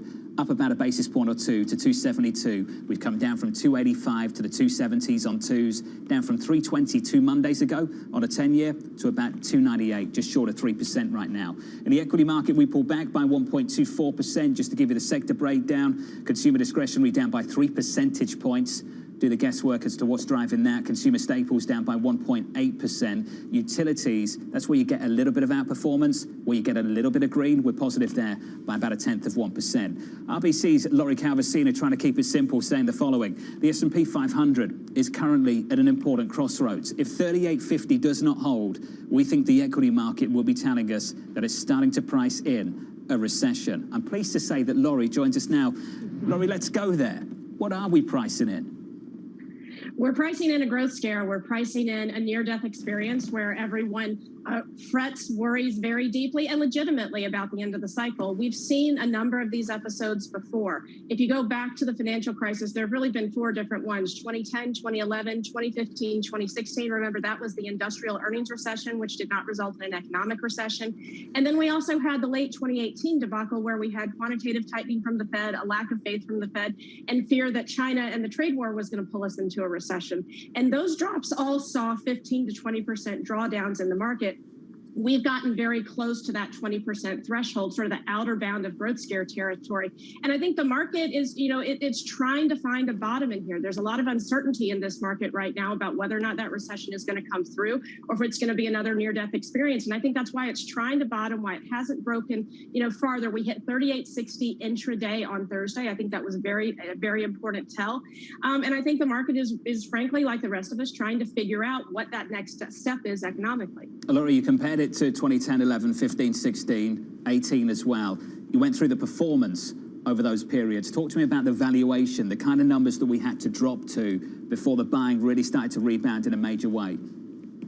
It does feel like when you look at multiples that they tend to bottom out in very different places in very different cycles. I'll tell you from a multiple perspective, what we found to be the most useful exercise is to go back and look at past Fed tightening periods. And what we found is that you sort of at your outer bounds, you tend to see 20, 21% type PE contractions. We've also seen several instances of 17% multiple contractions. And I think what that's telling us is that the Fed itself is priced in. Now, if you go and look back at, sort of past recessions, they're a little bit all over the place. We saw a 20% multiple contraction around the 90-91 recession. You look around the financial crisis and the tech bubble, those were obviously much, much deeper. The pandemic was also much deeper. I think it was in the 40s. So I think that, we sort of look at the multiple contraction we've had so far. It's been a little better than 20%. It's right in line with kind of those past Fed, kind of extreme tightening periods that didn't necessarily end up with a recession. And so I think that's what the market is pricing in from a Fed perspective, this big, huge, nasty, aggressive Fed that's going to tighten things in a hurry, that's going to slam on the brakes, but it's not going to that next step yet from a multiple perspective and pricing in a recession. The problem when you're assessing multiples, John, is you have to figure out what kind of recession is it going to be? Yep. Is it going to be a milder one like 90-91? Well, that one was only about a 20% contraction. That's pretty much in already. But if it's something nastier, there's probably a longer way to go. I'm personally in the camp that we're not going to have a recession, and if we have one, it's going to be short and mild. But if we're wrong, there is substantial downside. Laurie, talking about the price of the story, a question I hear a lot of is whether we've seen capitulation, whether investors have actually capitulated on some of this. And there are ways of measuring sentiment. You offer three: the VIX, the equity put call ratio, as well as crypto. Can you walk me through those three issues right now, those three gauges, and tell me whether you've seen sufficient capitulation?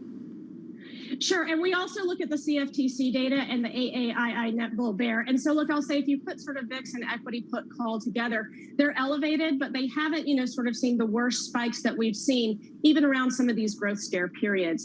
We've talked to our desk about that, and we think in part that's because the unwind has been somewhat orderly. People have been able to get hedged. So we're not necessarily sure we're going to see a washout there, but I think it's fair to say those may need to move a little bit more to fully have some institutional capitulation. If you look at crypto, a lot of discussion about what crypto means for the U.S. equity market, and I do not pretend to be an expert there. But what I will tell you is that we do see a correlation between stock prices and Bitcoin. And if you look in the past, Bitcoin has been a bit of a leading indicator for helping you get out of stocks. Unfortunately, at the bottom, they're pretty much coincident. So I don't think you can really look at crypto to get you that lead, to get you back in the market at this point in time. It was really giving us a sign at the peak. It's not really telling us too much now, but there, of course, has been severe declines there. I will tell you, equities don't tend to go down as much as crypto. So it does end up being sort of a safer asset. Now, if you look back at the AAII and CFTC, I think AAII is telling you that, sort of high net worth retail has capitulated. We can go into more detail there if you want. And on the CFTC, the institutions are getting very, very close. They may have already. Well, stocks are down hard again today by 1.5% on the S&P. And one particular name is down even harder. It's Target by 25.6%. Laurie, I'd love your view on this, and I know you can't offer me some specific single name advice, but I'm trying to understand whether we really haven't priced the earnings story just yet. I just saw that name this morning come out with those earnings. I saw it happen with Walmart yesterday.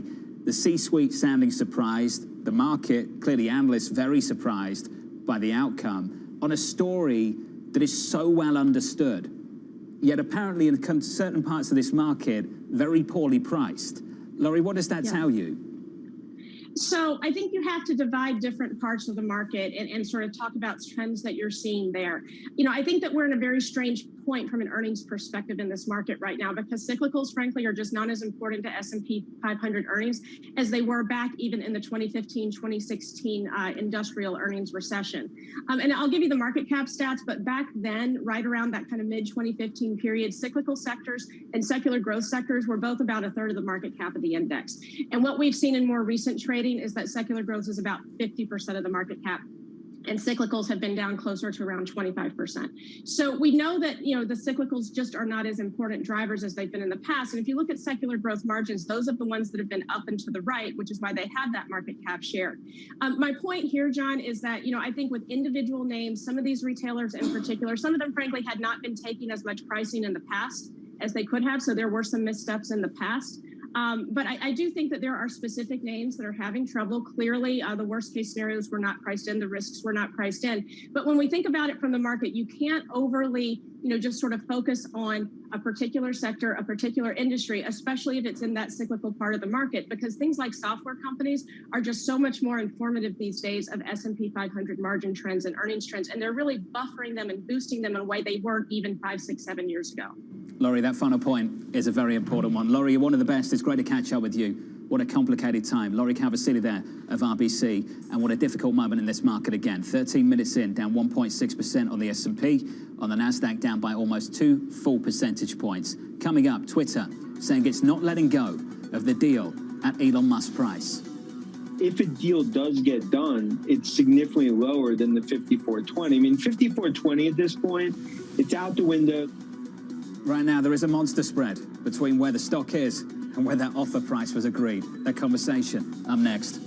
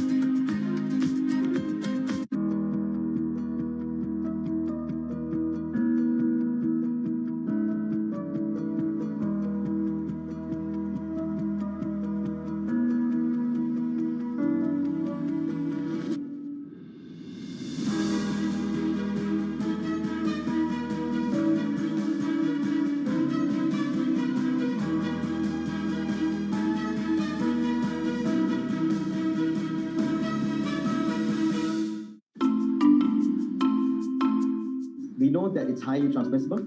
We know that 2 doses of vaccines, Pfizer vaccine specifically, neutralize the virus, but not as efficiently, because various studies showing that reduction up to 40-fold, meaning that a 3rd dose is a must for it to successfully neutralize the variant. What we don't know is still that what are the effects of mix and matching between vaccines, and what are the capabilities of antibodies produced from this mix and matching in neutralizing Omicron. Because as we know, many parts of the world use different types of vaccines. And that would be a great data to look at. It will be also great to look at, because majority of the studies done uses a small sample number, and most of the time when you translate it to real world, the data changes. So it will be really good to look at large-scale data of the ability of antibodies from vaccines to neutralize this variant. Grateful here today that the virus, Omicron variant, still uses ACE2 receptor as its main entry. It means that all of the vaccines which are designed with spike in mind still works. Imagine if it uses a different receptor other than ACE2. None of the vaccines would work today. So I think that is the best news that we got from all these studies which came recently, the past couple of days. Bloomberg has enhanced search on the terminal to deliver what you need when you need it. Now, you can simply type phrases in everyday English in the command line. Compare financials, find people, analyze analyze markets. You can enter phrases or ask questions. What do you want to know today? Ask a question or visit SearchGo to find answers now.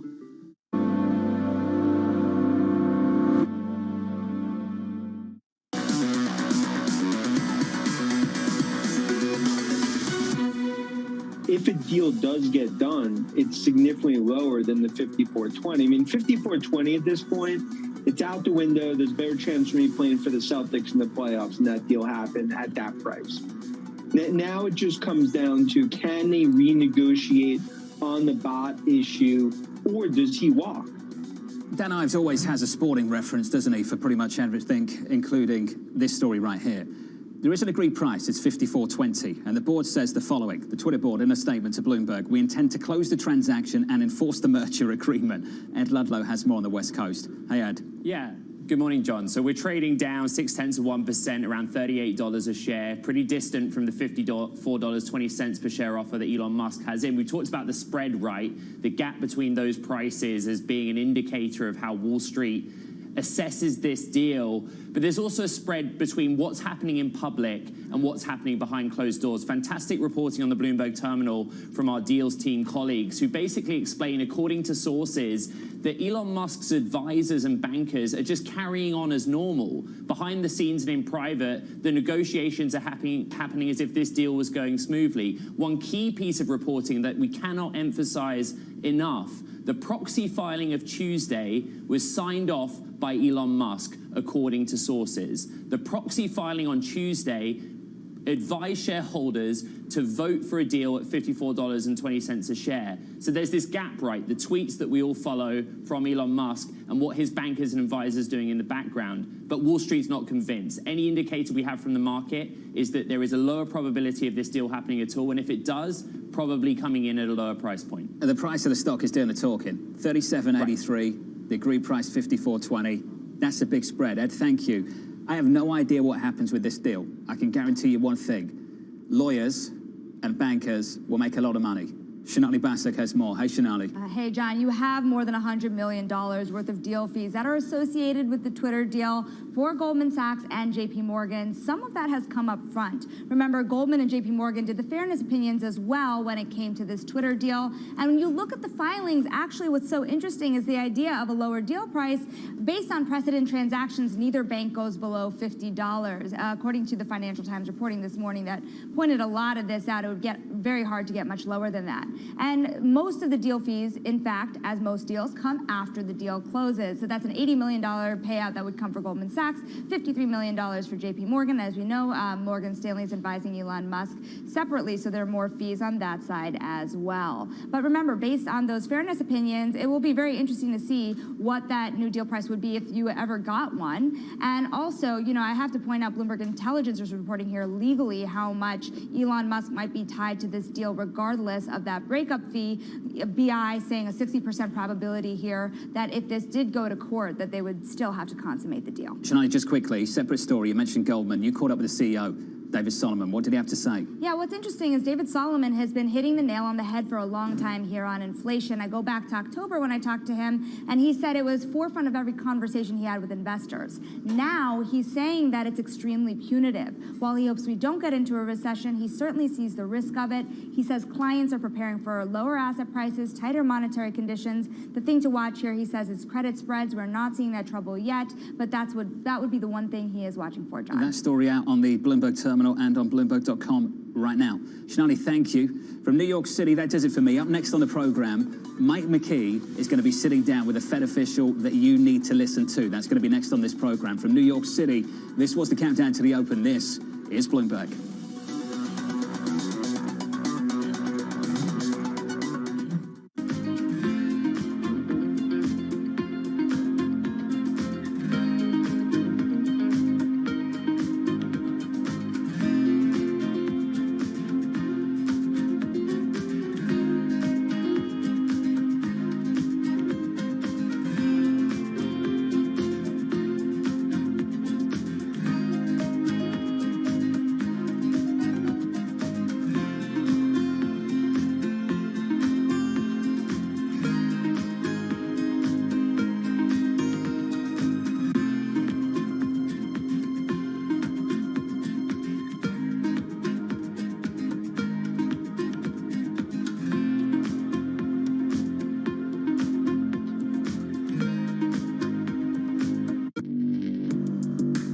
Access the financial world on demand. Hear from leading economists, policymakers, and industry experts via live and on-demand webinars, only from Bloomberg. Start exploring to see what's moving the markets. Visit Bloomberg.com/webinars.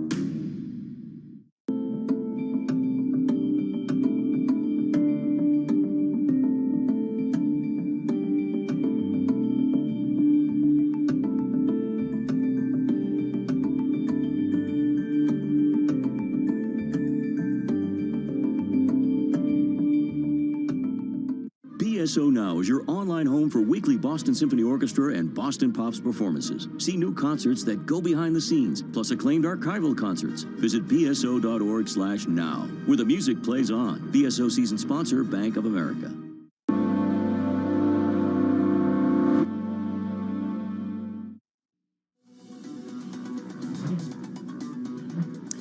Hello, I'm Bloomberg's Michael McKee, live on TV and Bloomberg Radio worldwide. With a special guest, Chicago Fed President Charles Evans is joining us now. And Charlie, thanks for coming in. It's nice to see somebody in person for a change. Good morning, Mike. It's good to be here. A lot of people questioning now whether the Fed is going to be debating monetary policy or whether we're kind of locked in for the rest of the year. The Fed has said, and Jay Powell has said, 50 basis points at the next couple of meetings. Would you anticipate something like that running through December?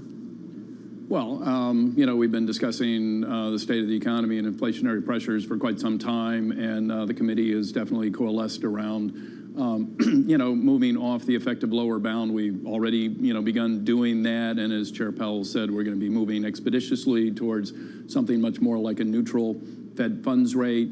My own assessment of neutral is in the 2.25% to 2.5% range for the federal funds rate. You know, as the chair has said, you know, we just did 50, and, you know, 50s are on the table for some period of time. I would expect by the end of this year, it could be quite likely that we were at a neutral setting, and I think we would be very well positioned to address the you know, future inflationary pressures of 2023. I'm expecting things to improve from the very high inflation that we're having, but I do think that it's going to take us some time to take care of this. Do you see any probability or possibility or reason that a 75 basis point move would come to the table? Well, I think it's very useful to front load our policy settings at the moment. We did 50 at our last meeting, and it's extremely likely that 50 at the next meeting, and, you know, probably thereafter. You know, it's once we get to a good setting for the funds rate, when we can sort of after that do a more measured pace of increases, say 25 basis points at each meeting after that. I think that would be a nice shallow path that would give us time to assess the incoming data and know exactly what we're facing. So if we do a little bit more sooner, then we can get to that point where we can do the shallow path, or, you know, maybe we take 50s a little bit longer. But, you know, like I say, I think something like neutral by the end of the year, whether or not you know, get there sooner or, you know, earlier is not that critical. It's being well positioned to address the problems that we expect to face in 2023. That's my first concern. How far above neutral do you think you may have to go to get the results you want? It's a hard question.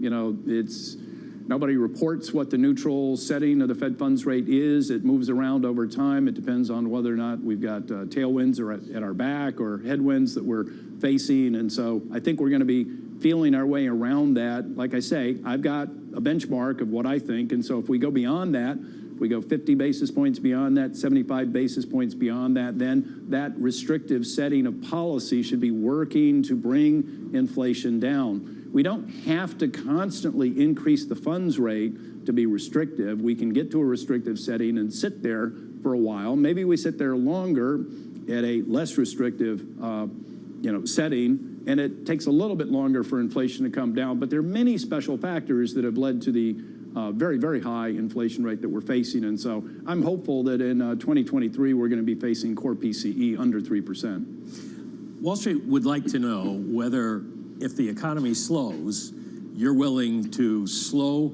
the pace of rate increases to try to keep the economy from falling down, to keep us out of recession, or whether you will continue to be aggressive if inflation remains high. And I suppose that begs the question of whether you see a recession or not. So I'll leave those two questions for you. Right. Well, we have a dual mandate. We are trying to set the monetary and financial conditions to support maximum employment and price stability. At the moment, the price stability objective is the one that's most critical because, at 8.3%, CPI, that's much too high. I think it's going to be coming down. The labor market is doing extremely well. There's tremendous demand for workers, and I'm hopeful that labor force participation will increase. But basically, we have a vibrant labor market. So the first order of business is getting inflation under control. Now, as we, get to a restrictive setting of monetary policy, I do expect that the economy is going to cool a little bit. By cooling, I mean we're still going to be having growth. I think the growth at trend levels, 1 3/4 to 2. One trend is 1 3/4, but I'm looking for 2.2% as we continue to have a neutral to restrictive setting. And so that's consistent with growth. If we see something that's weaker than that, we'll have to see what that means for inflation. If inflation, the trajectory looks like it's confidently coming down and we're, going to hit our 2% objective or be close enough to it, then, we'd have a little more latitude. But at the moment, we really need to be focusing on inflation. What's your forecast for inflation over the next quarters and year? And I ask that in the context of what you're hearing from the CEOs in your district about whether they're still feeling price pressures, whether they still feel they have pricing power. Right. So when I talk to, businesses, C-suite individuals or, small businesses, they're facing a lot of cost pressures. And to the extent that they've been able to do it, they have passed along many of those cost pressures. I think the days of how long they're going to be able to pass that along are probably numbered. I think consumers are, getting fed up with high prices and they can respond by shifting their expenditures. But businesses are, facing those pressures.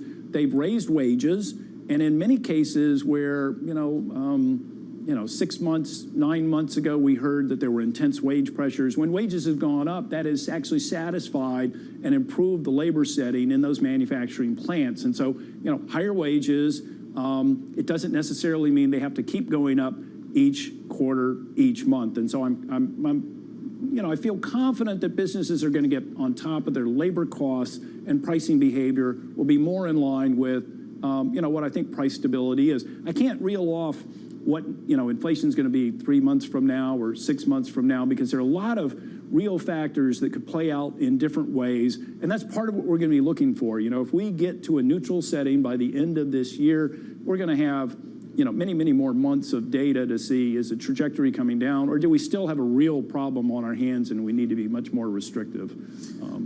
We are talking with Chicago Fed President Charles Evans. Let me follow that up with a question not from me, the professional economist, markets watcher, but from the average American. When am I going to feel like my paycheck is keeping up with inflation?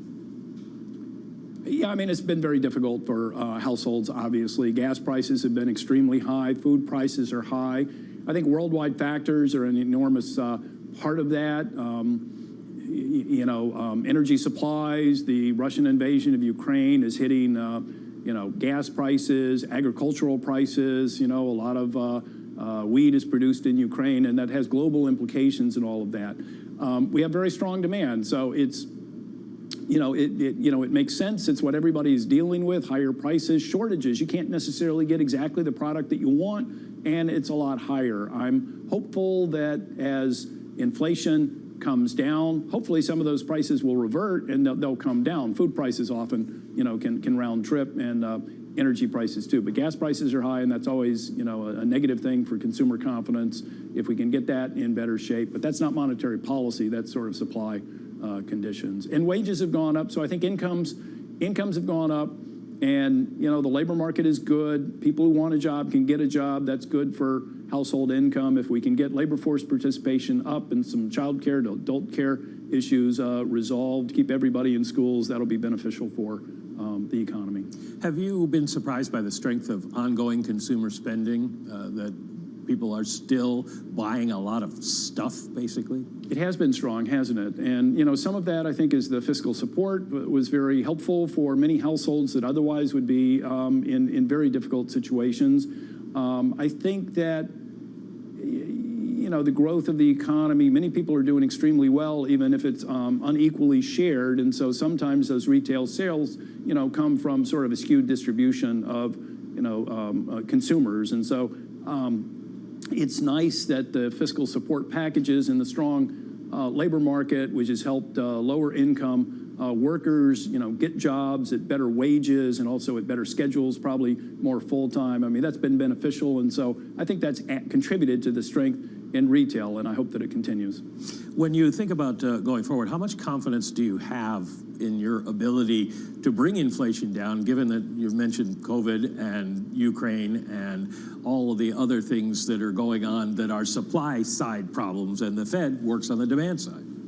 Oh, that's right. That's right. I mean, you know, at one level, I'm extremely confident that we can bring inflation down. Inflation is the, you know, ever increasing prices of all goods. And, you know, that's a monetary phenomenon, and the setting of the federal funds rate, the policy rate, can address that. What I'm not confident about is we can't bring down gas prices. If gas prices are going to be very high because of real factors, low inflation is going to be, well, they're high, but they're not continuing to go up. But those are real factors, and it's another set of public policies that need to deal with that. Food prices are the same way. I'm confident that the setting of monetary policy can keep them from ever increasing. They could stay high on a relative basis compared to other prices for longer than most people would like, but we can get inflation down. You know, it probably would take a more restrictive setting of monetary policy if those special factors continue to be high. Before we let you go, let me ask you about the balance sheet, because that's the other side of your monetary policy that has to play out. What do you anticipate happening when you start lowering the balance sheet? Should we see a rise in interest rates at the long end because it was designed to push them down at the long end? And if so, by how much? That's right. So we've increased our balance sheet dramatically, and we've announced that we're going to let maturing assets roll off. We chose among the most aggressive roll-off paths that we could. So I think we're going to get our balance sheet down to a more normal level before very long. That will have a restrictive effect on financial markets that sometimes is measured, I think, for what we're looking at. It maybe it's the same as if we'd increased the federal funds rate by 50 basis points on top of what we're actually doing. So we do have that restrictive setting. I tend to think that markets are forward-looking. They are, and they price this in pretty much when they know what it is. So I think that effect is already working its way through financial markets, and we've seen long rates go up some. We've seen borrowing rates, auto rates, mortgage rates go up. And so I think it's having that effect. That's helped somewhat with the front loading of restrictive monetary policies. And so that's, you know, we're probably better positioned to be bringing inflation down because of that. So, you know, I think that's working pretty much as we were hoping. Well, we wish you luck. Thank you very much, Charles Evans, for joining us today, the president of the Chicago Federal Reserve Bank. This is Bloomberg.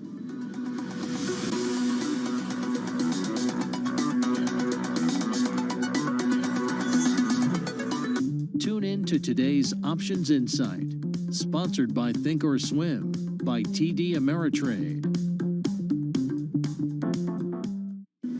From a startup in 2009 to the world's largest producer of natural soda ash, the material helping shape the future.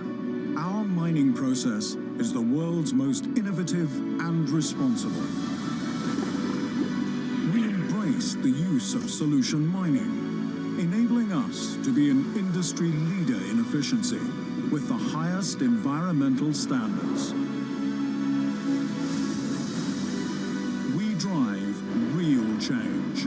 This is our commitment to the soda ash industry.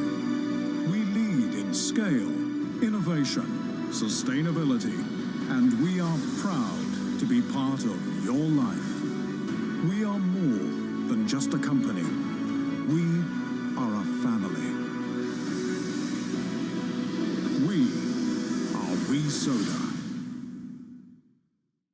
At Empower, we help you open doors that get you ready for everything that lies ahead. Because your financial wellness is what matters most. Behind every door is an opportunity to save for life's moments. These are your goals, and it's time to help get you there. We've been opening doors for more than 17 million customers across America as they save for the future they want. We are Empower, and we're ready to open some doors for you.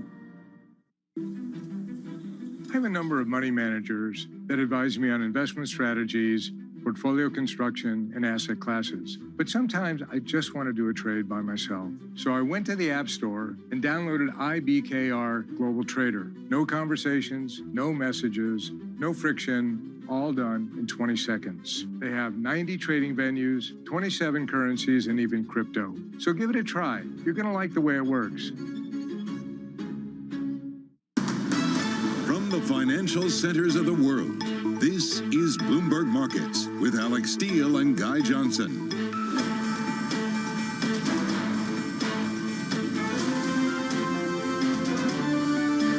Preacher living in Manila, and he hated the Number Fever campaign. Del Fierro thought Pepsi's Number Fever campaign was just one of the many ways that America was asserting its dominance over a third world country. He hated seeing his fellow countrymen get ripped off, in his eyes, by this huge multinational American company. He wanted justice. Del Fierro rounded up over 800 winners of 349 bottle caps, and he got them all together to sue Pepsi for over $400 million to be divided between those holders of lucky bottle caps. Del Fierro took money from some of the people who could afford it. They paid him 500 pesos to help with legal fees. But for people who couldn't afford the money, he would just represent them pro bono. The alliance is to build up pressure on Pepsi. And so you see people marching in the streets. So we have mounted our own campaign, even in the U.S. He flew to America and he hired two consumer lawyers here in America to take on Pepsi. He had a meeting at Pepsi's headquarters to try and resolve the problem, but he said he wanted to take it all the way to the highest courts in America. When those cases were heard in America, those courts decided that this was a problem that should be heard in the Philippines, not in America. Back in the Philippines, Del Fierro continued his case in the Filipino courts. At one stage, there were arrest warrants handed out for 9 Pepsi-Cola executives, which he saw as a big victory. We don't know if those arrest warrants were ever upheld, but it made newspaper headlines across the country. Pepsi did not take kindly to Del Fierro's campaign. They tried everything to shut him down. They sued him for libel. My father had to attend 3 times a month for a branch 145 and another hearing for the branch 113, also 3 times a month. Also, there was a time my father was hospital due to heart failure. Still, he had to attend the 2 branch hearing. Otherwise, for not attending, the judge will issue a warrant of arrest to my father. My father passed away January 13, 2010. After staying for almost 1 year in the hospital, he died of complication due to heart failure. After the death of my father, I was inspired to do the website. PepsiCo will be remembered for what they did to the consumer in the Philippines and to my father. When I reached out to Pepsi for comment for this story, they claimed that they didn't have access to anyone who was working at Pepsi that was around in those days. They also said that during COVID-19, they didn't have access to their documents about this, but you know, they were very careful to say that they were sorry for everything that happened, and we do know that Pepsi did try everything to try and make this right. The Pepsi Number Fever disaster cost the company millions. We know that they paid up to $10 million in those goodwill payments, but the financial effect could be much greater. After the disaster, we know that Pepsi sales dipped. They were overtaken by Coca-Cola again. Pepsi's number fever disaster changed the legacy of that soft drink in the Philippines forever. Some people of a certain age won't touch it. For many people, Pepsi is a taboo word. A lot of the people that I spoke to were still quite traumatized by their experience, by that experience of winning $1 million pesos, losing it, and then returning to their normal life in poverty in Manila.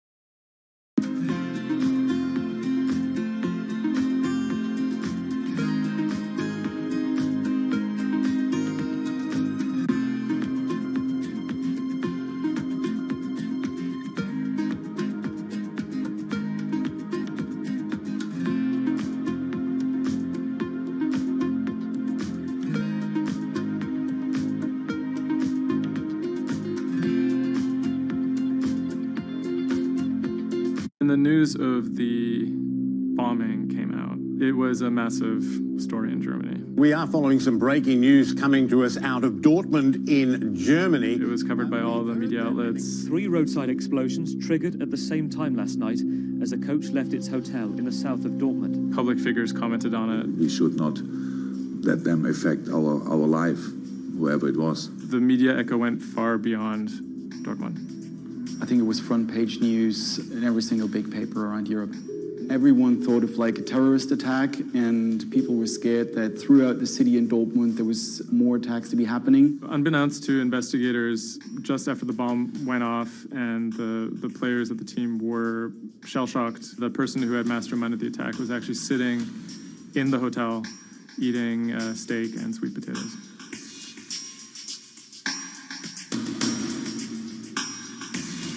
My name is Thomas Rogers. I'm the journalist who wrote the article, The Get-Rich-Quick Scheme That Nearly Killed a German Soccer Team.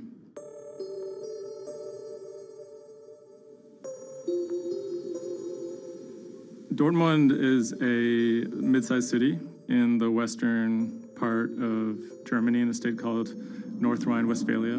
And it's a former industrial city that's kind of fallen on hard times in the last few decades. It was severely bombed in the war, so the center of the city is quite stark. Some of the few high points include its soccer team. My name is Ike Henning. I'm a reporter with Bloomberg News, and I'm a great fan of Borussia Dortmund. Dortmund fans are super loyal. On all match days, the entire city is in black and yellow. It's like a religion. I think more than most German cities, soccer does play a very large role in the identity of Dortmund. In October of 2000, the BVB became the first team in the Bundesliga to actually go public. Salaries for soccer players in the Bundesliga have gone up very dramatically. With such high prices, they thought that by going public, they would be able to compete better with big teams like Bayern Munich. Unfortunately, that didn't go too well. Dortmund bought too many expensive players, high wages, and the club almost went bust in 2005. The price of their shares, it has sometimes gone up, but mostly gone down since they made that decision.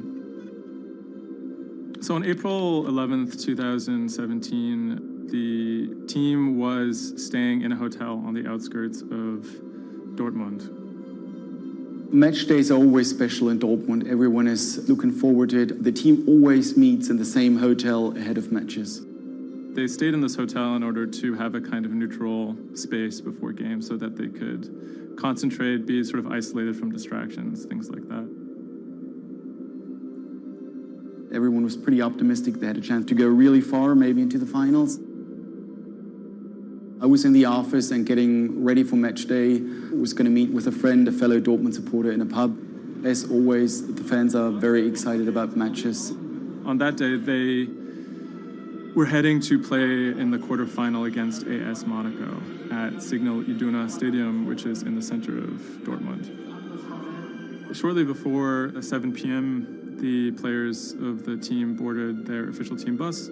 When the bus took off the parking lot of the hotel and turned on the street, there were three detonations, 3 bombs that exploded and hit the bus of Dortmund. 3 explosions occurred close to the Borussia Dortmund team bus. The B team bus had just left the hotel.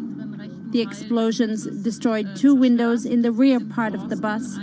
People screamed, people jumped to the ground. The fellow Dortmund fan I was supposed to watch the match with, he called me and said, turn on the TV, there was an attack of the Dortmund bus, and I thought he was like, that was impossible. Some of the players screamed at the driver to keep driving as fast as possible because they were worried that people might storm the bus. German investigators say the explosive devices used in the attack on the Borussia Dortmund bus contained metal pins, and that one had pierced a seat headrest. Unbeknownst to the team members, the actual mastermind behind the attack was, as they were disembarking the bus, was actually eating steak and sweet potatoes at the hotel they had just left. Authorities are attempting to verify a letter left at the scene claiming jihadists were behind the attack. Because there had been a series of attacks by Islamic terrorists in Germany and Europe, there was widespread suspicion in the media that this was another Islamic terror attack. 3 letters were found at the site of the bombing that took credit for the attack on behalf of Islamic State. There were, however, reasons to doubt this particular narrative. Would actually be a surprise if ISIS were actually part of this attack. Possibly could be employed by other groups like the far right wing to try and shift the blame. The letters had some strange qualities. They were written in a strange German that used big, sophisticated words, but had basic grammar mistakes, as if someone was native German speaker, but pretending to be a foreign person. Federal investigators have detained 1 man suspected of links to Islamist terrorism, one of 2 suspects whose apartments were raided this morning. Shortly after the bombing, a man in Austria named Rudolf, who was a big BVB fan, he noticed that something strange was going on the stock market related to the team's shares. He emailed the lawyers of BVB, who then forwarded that email on to investigators. The email stated that someone had bought 60,000 BVB put options, a wager that the value of the shares of the team would fall below a certain amount at a certain date. Why would someone buy that ahead of a match and then 3 bombs go off? Something isn't right here. For the person to make money off of that, it required the stock to go down quite a bit in a fairly short period of time. And it wouldn't just be the team losing a match, it would require something much bigger than that. There was another big red flag about this purchase, which is the fact that it had actually been made, number one, on the day of the bombing, but also from an IP address that had been traced to the actual hotel where the bombing had taken place. When 3 explosions targeted the bus carrying the Borussia Dortmund footballers on April the 11th, written notes left at the scene claimed the attack was the work of ISIL. The truth, as is now alleged, is remarkable. On April 21st, the police arrested a man in a southern German city called Tübingen. He was on his way to work, and his name was Sergei Benegold. He seemed like an unlikely suspect because he had no known connections to the Islamic terror world. He didn't seem like a far-right extremist. He didn't seem like a left-wing extremist either. He seemed to be a completely unremarkable young man. A 28-year-old German-Russian man, named only as Sergei W., stayed in the same hotel as the players on the night before the bombing. He specifically requested an upper room overlooking the bushes where the explosive devices were hidden. The media dissected why he would do that, what was his past. He had been inspired by the 2015 terror attack in Paris. And he noticed that in the aftermath of the attack, the stocks of French companies went down. And he believed that if an attack took place that was directed at a specific company, that the decrease in stock price for that company would be even more dramatic. It never occurred to anyone that someone would do that out of greed. We now know that the suspect bought 3 different derivatives on the Borussia Dortmund shares. With all these derivatives, he bet on falling shares. The suspect bought the majority of these financial products on the 11th of April, the day of the attack. If the plot had been completely successful and the stock had reached a value of 0, Venergold would have made up to 570,000 euros, or the equivalent of about $608,000. Ultimately, the plan completely backfired. The attacker, Sergei Venergold, didn't make any money. In fact, he lost money. In court, he would be extremely quiet. He usually kept his hands clasped together. One of the lawyers actually commented that he had never seen a defendant act so calmly. Venergold had served some time in the German military. From that information and from online research, he was able to figure out how to assemble remote detonated bombs that would do what he hoped to do. There were a few days of extremely emotional testimony, including the soccer players who described doubting whether or not they could ever play another game again. It brought everything back up, and it didn't quite help them to kind of process what was going on. Throughout it all, he sat there completely silent. The big mystery that was swirling around the trial was the question of why. He may have simply done it because he wanted to impress a woman. Rebecca is a young woman who has a very troubled home life. She ultimately sees her relationship with Venergold as an opportunity to leave that troubled home. Venergold is a Russian immigrant to Germany. He speaks with an accent. He has anxiety in large groups of Germans. She begins to resent the fact that he has these fears and feels a little bit trapped. Rebecca attempts to dump him on multiple occasions, and he threatens to commit suicide if she leaves him. Venergold apparently told Rebecca that she would soon be seeing a surprise. After being dumped via text message, he apparently began planning for this attack in earnest. Venergold was charged with 28 counts of attempted murder, which carried a maximum sentence in Germany of life in prison. He claimed that he had nothing to do with the attack, but as time went on, he admitted that he had actually been the person who had built the explosives and had set them off. But he claimed that he didn't want to actually kill anybody. Ultimately, Venergold didn't receive the harshest possible sentence. He was given 14 years in prison, but it's still a considerable amount in jail in Germany.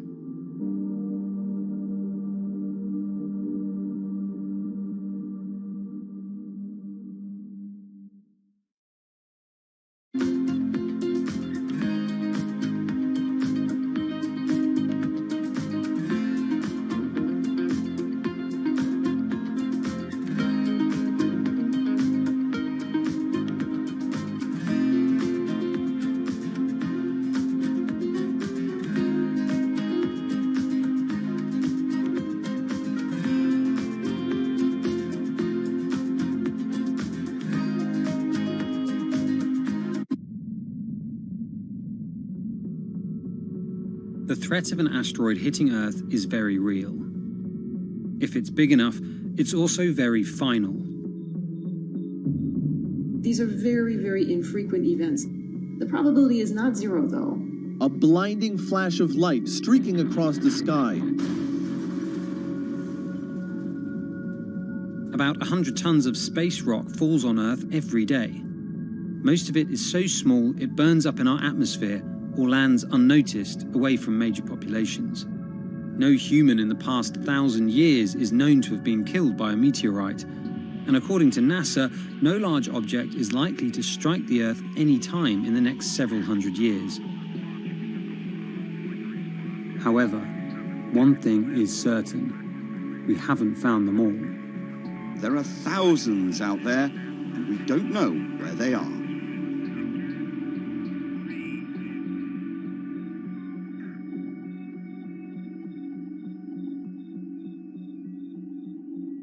There are a lot of asteroids in our solar system. They number in the billions. Scientists all over the world are working toward detecting and deflecting the most catastrophic of natural disasters. The race is on to find as many of these objects as we can. We have a way of calculating whether or not an asteroid is potentially dangerous or not. I mean, I think it's something worth investing in. It's our existence at stake, right?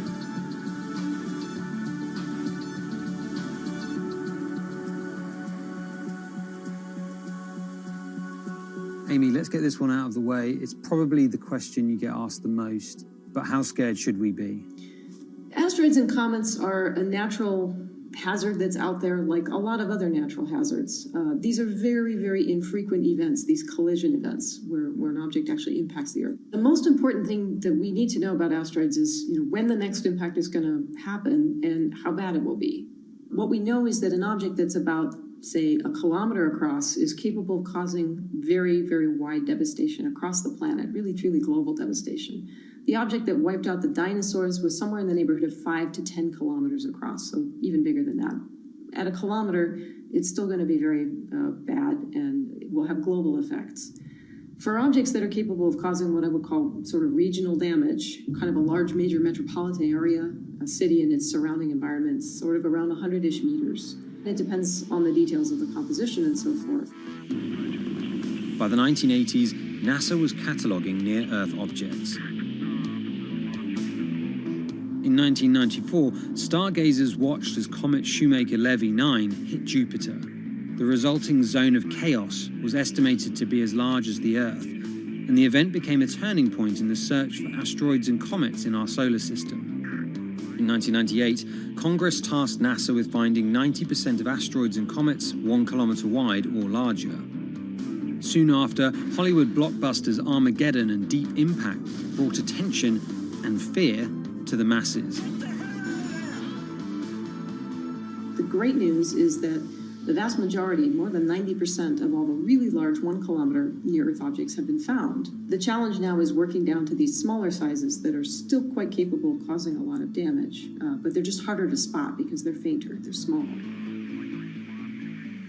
Can you give us a sense of how many are out there in our solar system? We know that there are a lot of asteroids in our solar system. They number in the billions. Most of them, however, are between Mars and Jupiter in what we call the main asteroid belt. This is a region of space where most of the asteroids in the inner part of our solar system live, and they stay there for many billions of years. There is another population, though, that kind of leaks inward and gets into the region somewhat close to the Earth, and we call these near-Earth objects. We think that there are millions and millions of near-Earth objects that are out there in the total population. As of today, we know of sort of around 20, 25,000, something like that. When we first spot an object, we really know very little about it. We just see something moving across the sky. So all you get is just sort of a handful of snapshots, just enough to be able to tell that this isn't an asteroid that we've already seen before. And then once we can calculate the distance to it, we can now start to make predictions about its true size. Is it large or is it small? So we have a lot of information that we have to get pretty quickly to really understand what's going on. Finding asteroids is just one piece of the puzzle. Planetary scientists are extremely skilled in determining the orbits and speeds of asteroids based on relatively small amounts of data. NASA runs simulations of the trajectories asteroids could take, which is useful but time-consuming. A team of scientists in the Netherlands have found a way that could buy us more time. Our method is very quick. So you can very quickly get an assessment of whether or not the object is dangerous or not. If you look at the classical way of determining the danger of an asteroid, it may take days of computing time on very big machines to determine this hazardousness. The current problem is that there's just too many asteroids out there to spend a huge amount of computational power on all of them. So the neural network allows us to focus on what really could go and pose a hazard to Earth. A neural network is a computing system that mimics the way the human brain operates to find underlying relationships in a set of data. By training the network in this way, you train it in recognizing those objects that are most likely to hit the planet. And once it's trained, you can apply this network to all the unknown asteroids. And then you can make a selection and saying, hey, these are the ones which appear to be having orbits similar to the ones which we know are hitting the planet. That doesn't mean that they do, but it only means that they look very similar to the ones we know they do. What else did you find? Should we be particularly concerned about anything? One thing that we did find is that our neural network was able to go and identify a handful of asteroids which weren't considered potentially hazardous, that when we went and integrated them forward in time, they came quite close to Earth. We find a handful which were not detected before or not considered being dangerous before, and we think they are potentially dangerous. It's very hard to simulate kind of going forward in time an asteroid that's going to hit Earth because, well, the Earth is really small and space is really big, and then you have to have very exact parameters to shoot an asteroid that goes and hits exactly Earth. And then Simon had the ingenious idea of not even trying to do that and just launching the asteroids from Earth's surface and integrating backwards in time. It's very hard to make it hit. So you need a lot of calculations which all end up in nothing. And the idea was then like, well, let's not do that. This is basically what NASA is doing. NASA is taking an asteroid, making multiple copies of them, shooting them all forwards in time, calculating their orbits, and then see what fraction sort of gets close to Earth. Not even hitting Earth, but getting close to Earth. And that they call it a potential impactor. So you calculate the solar system forwards in time for, let's say, 1,000 years. And then you launch asteroids from the surface as if you go forwards in time, would fall on the surface.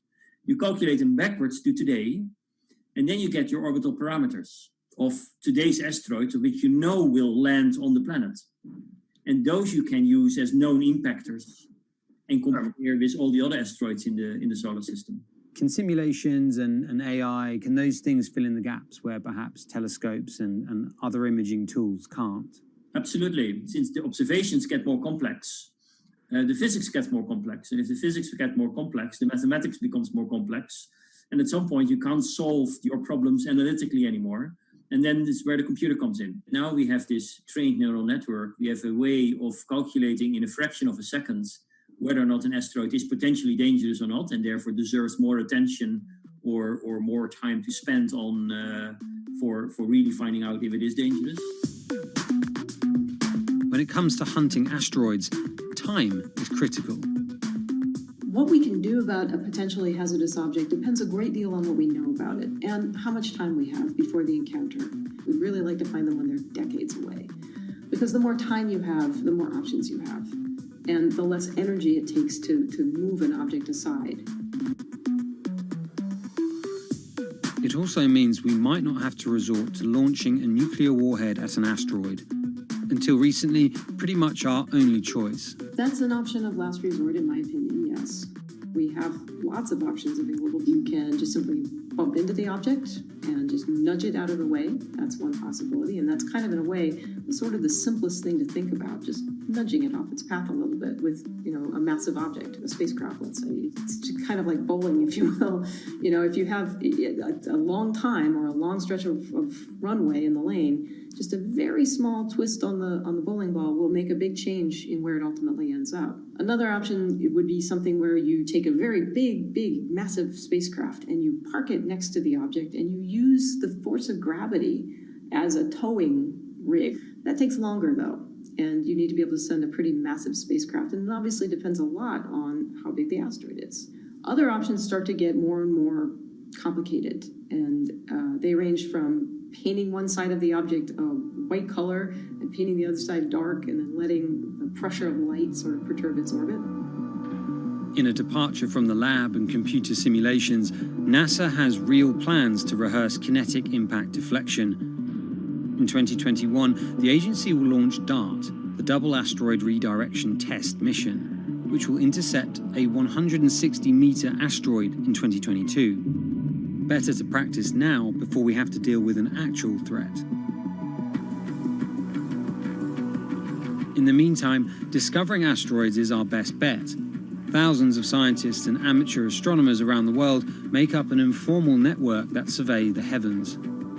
But that may not be enough. NASA wants more resources to map our solar system and better technology.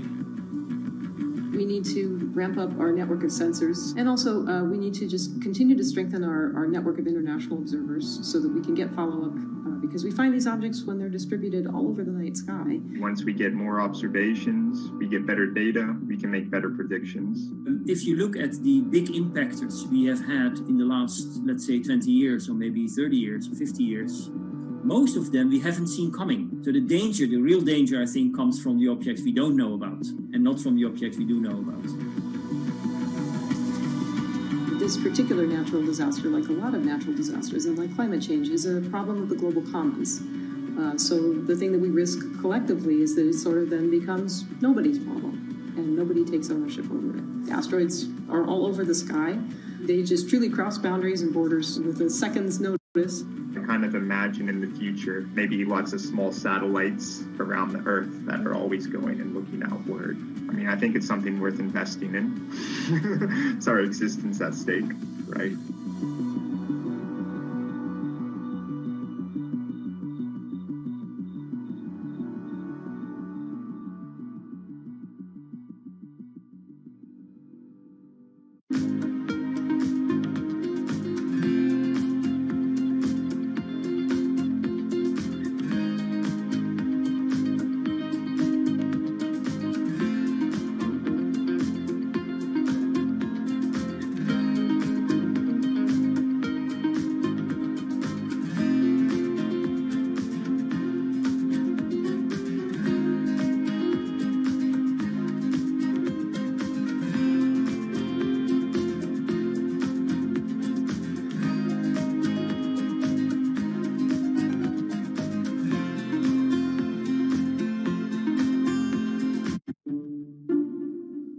The pandemic has affected everyone in different ways.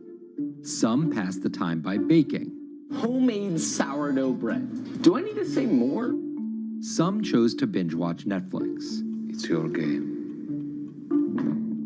Or maybe you started a garden oasis in your backyard. Next, I'm going to put my lettuces in. But for millions of others, I'm going to be posting stocks that will boom. They wanted to uproot the financial industry. Let's just lock it on up and take $15,000. Here's a stock that can change your life. I see a stock going up and I buy it.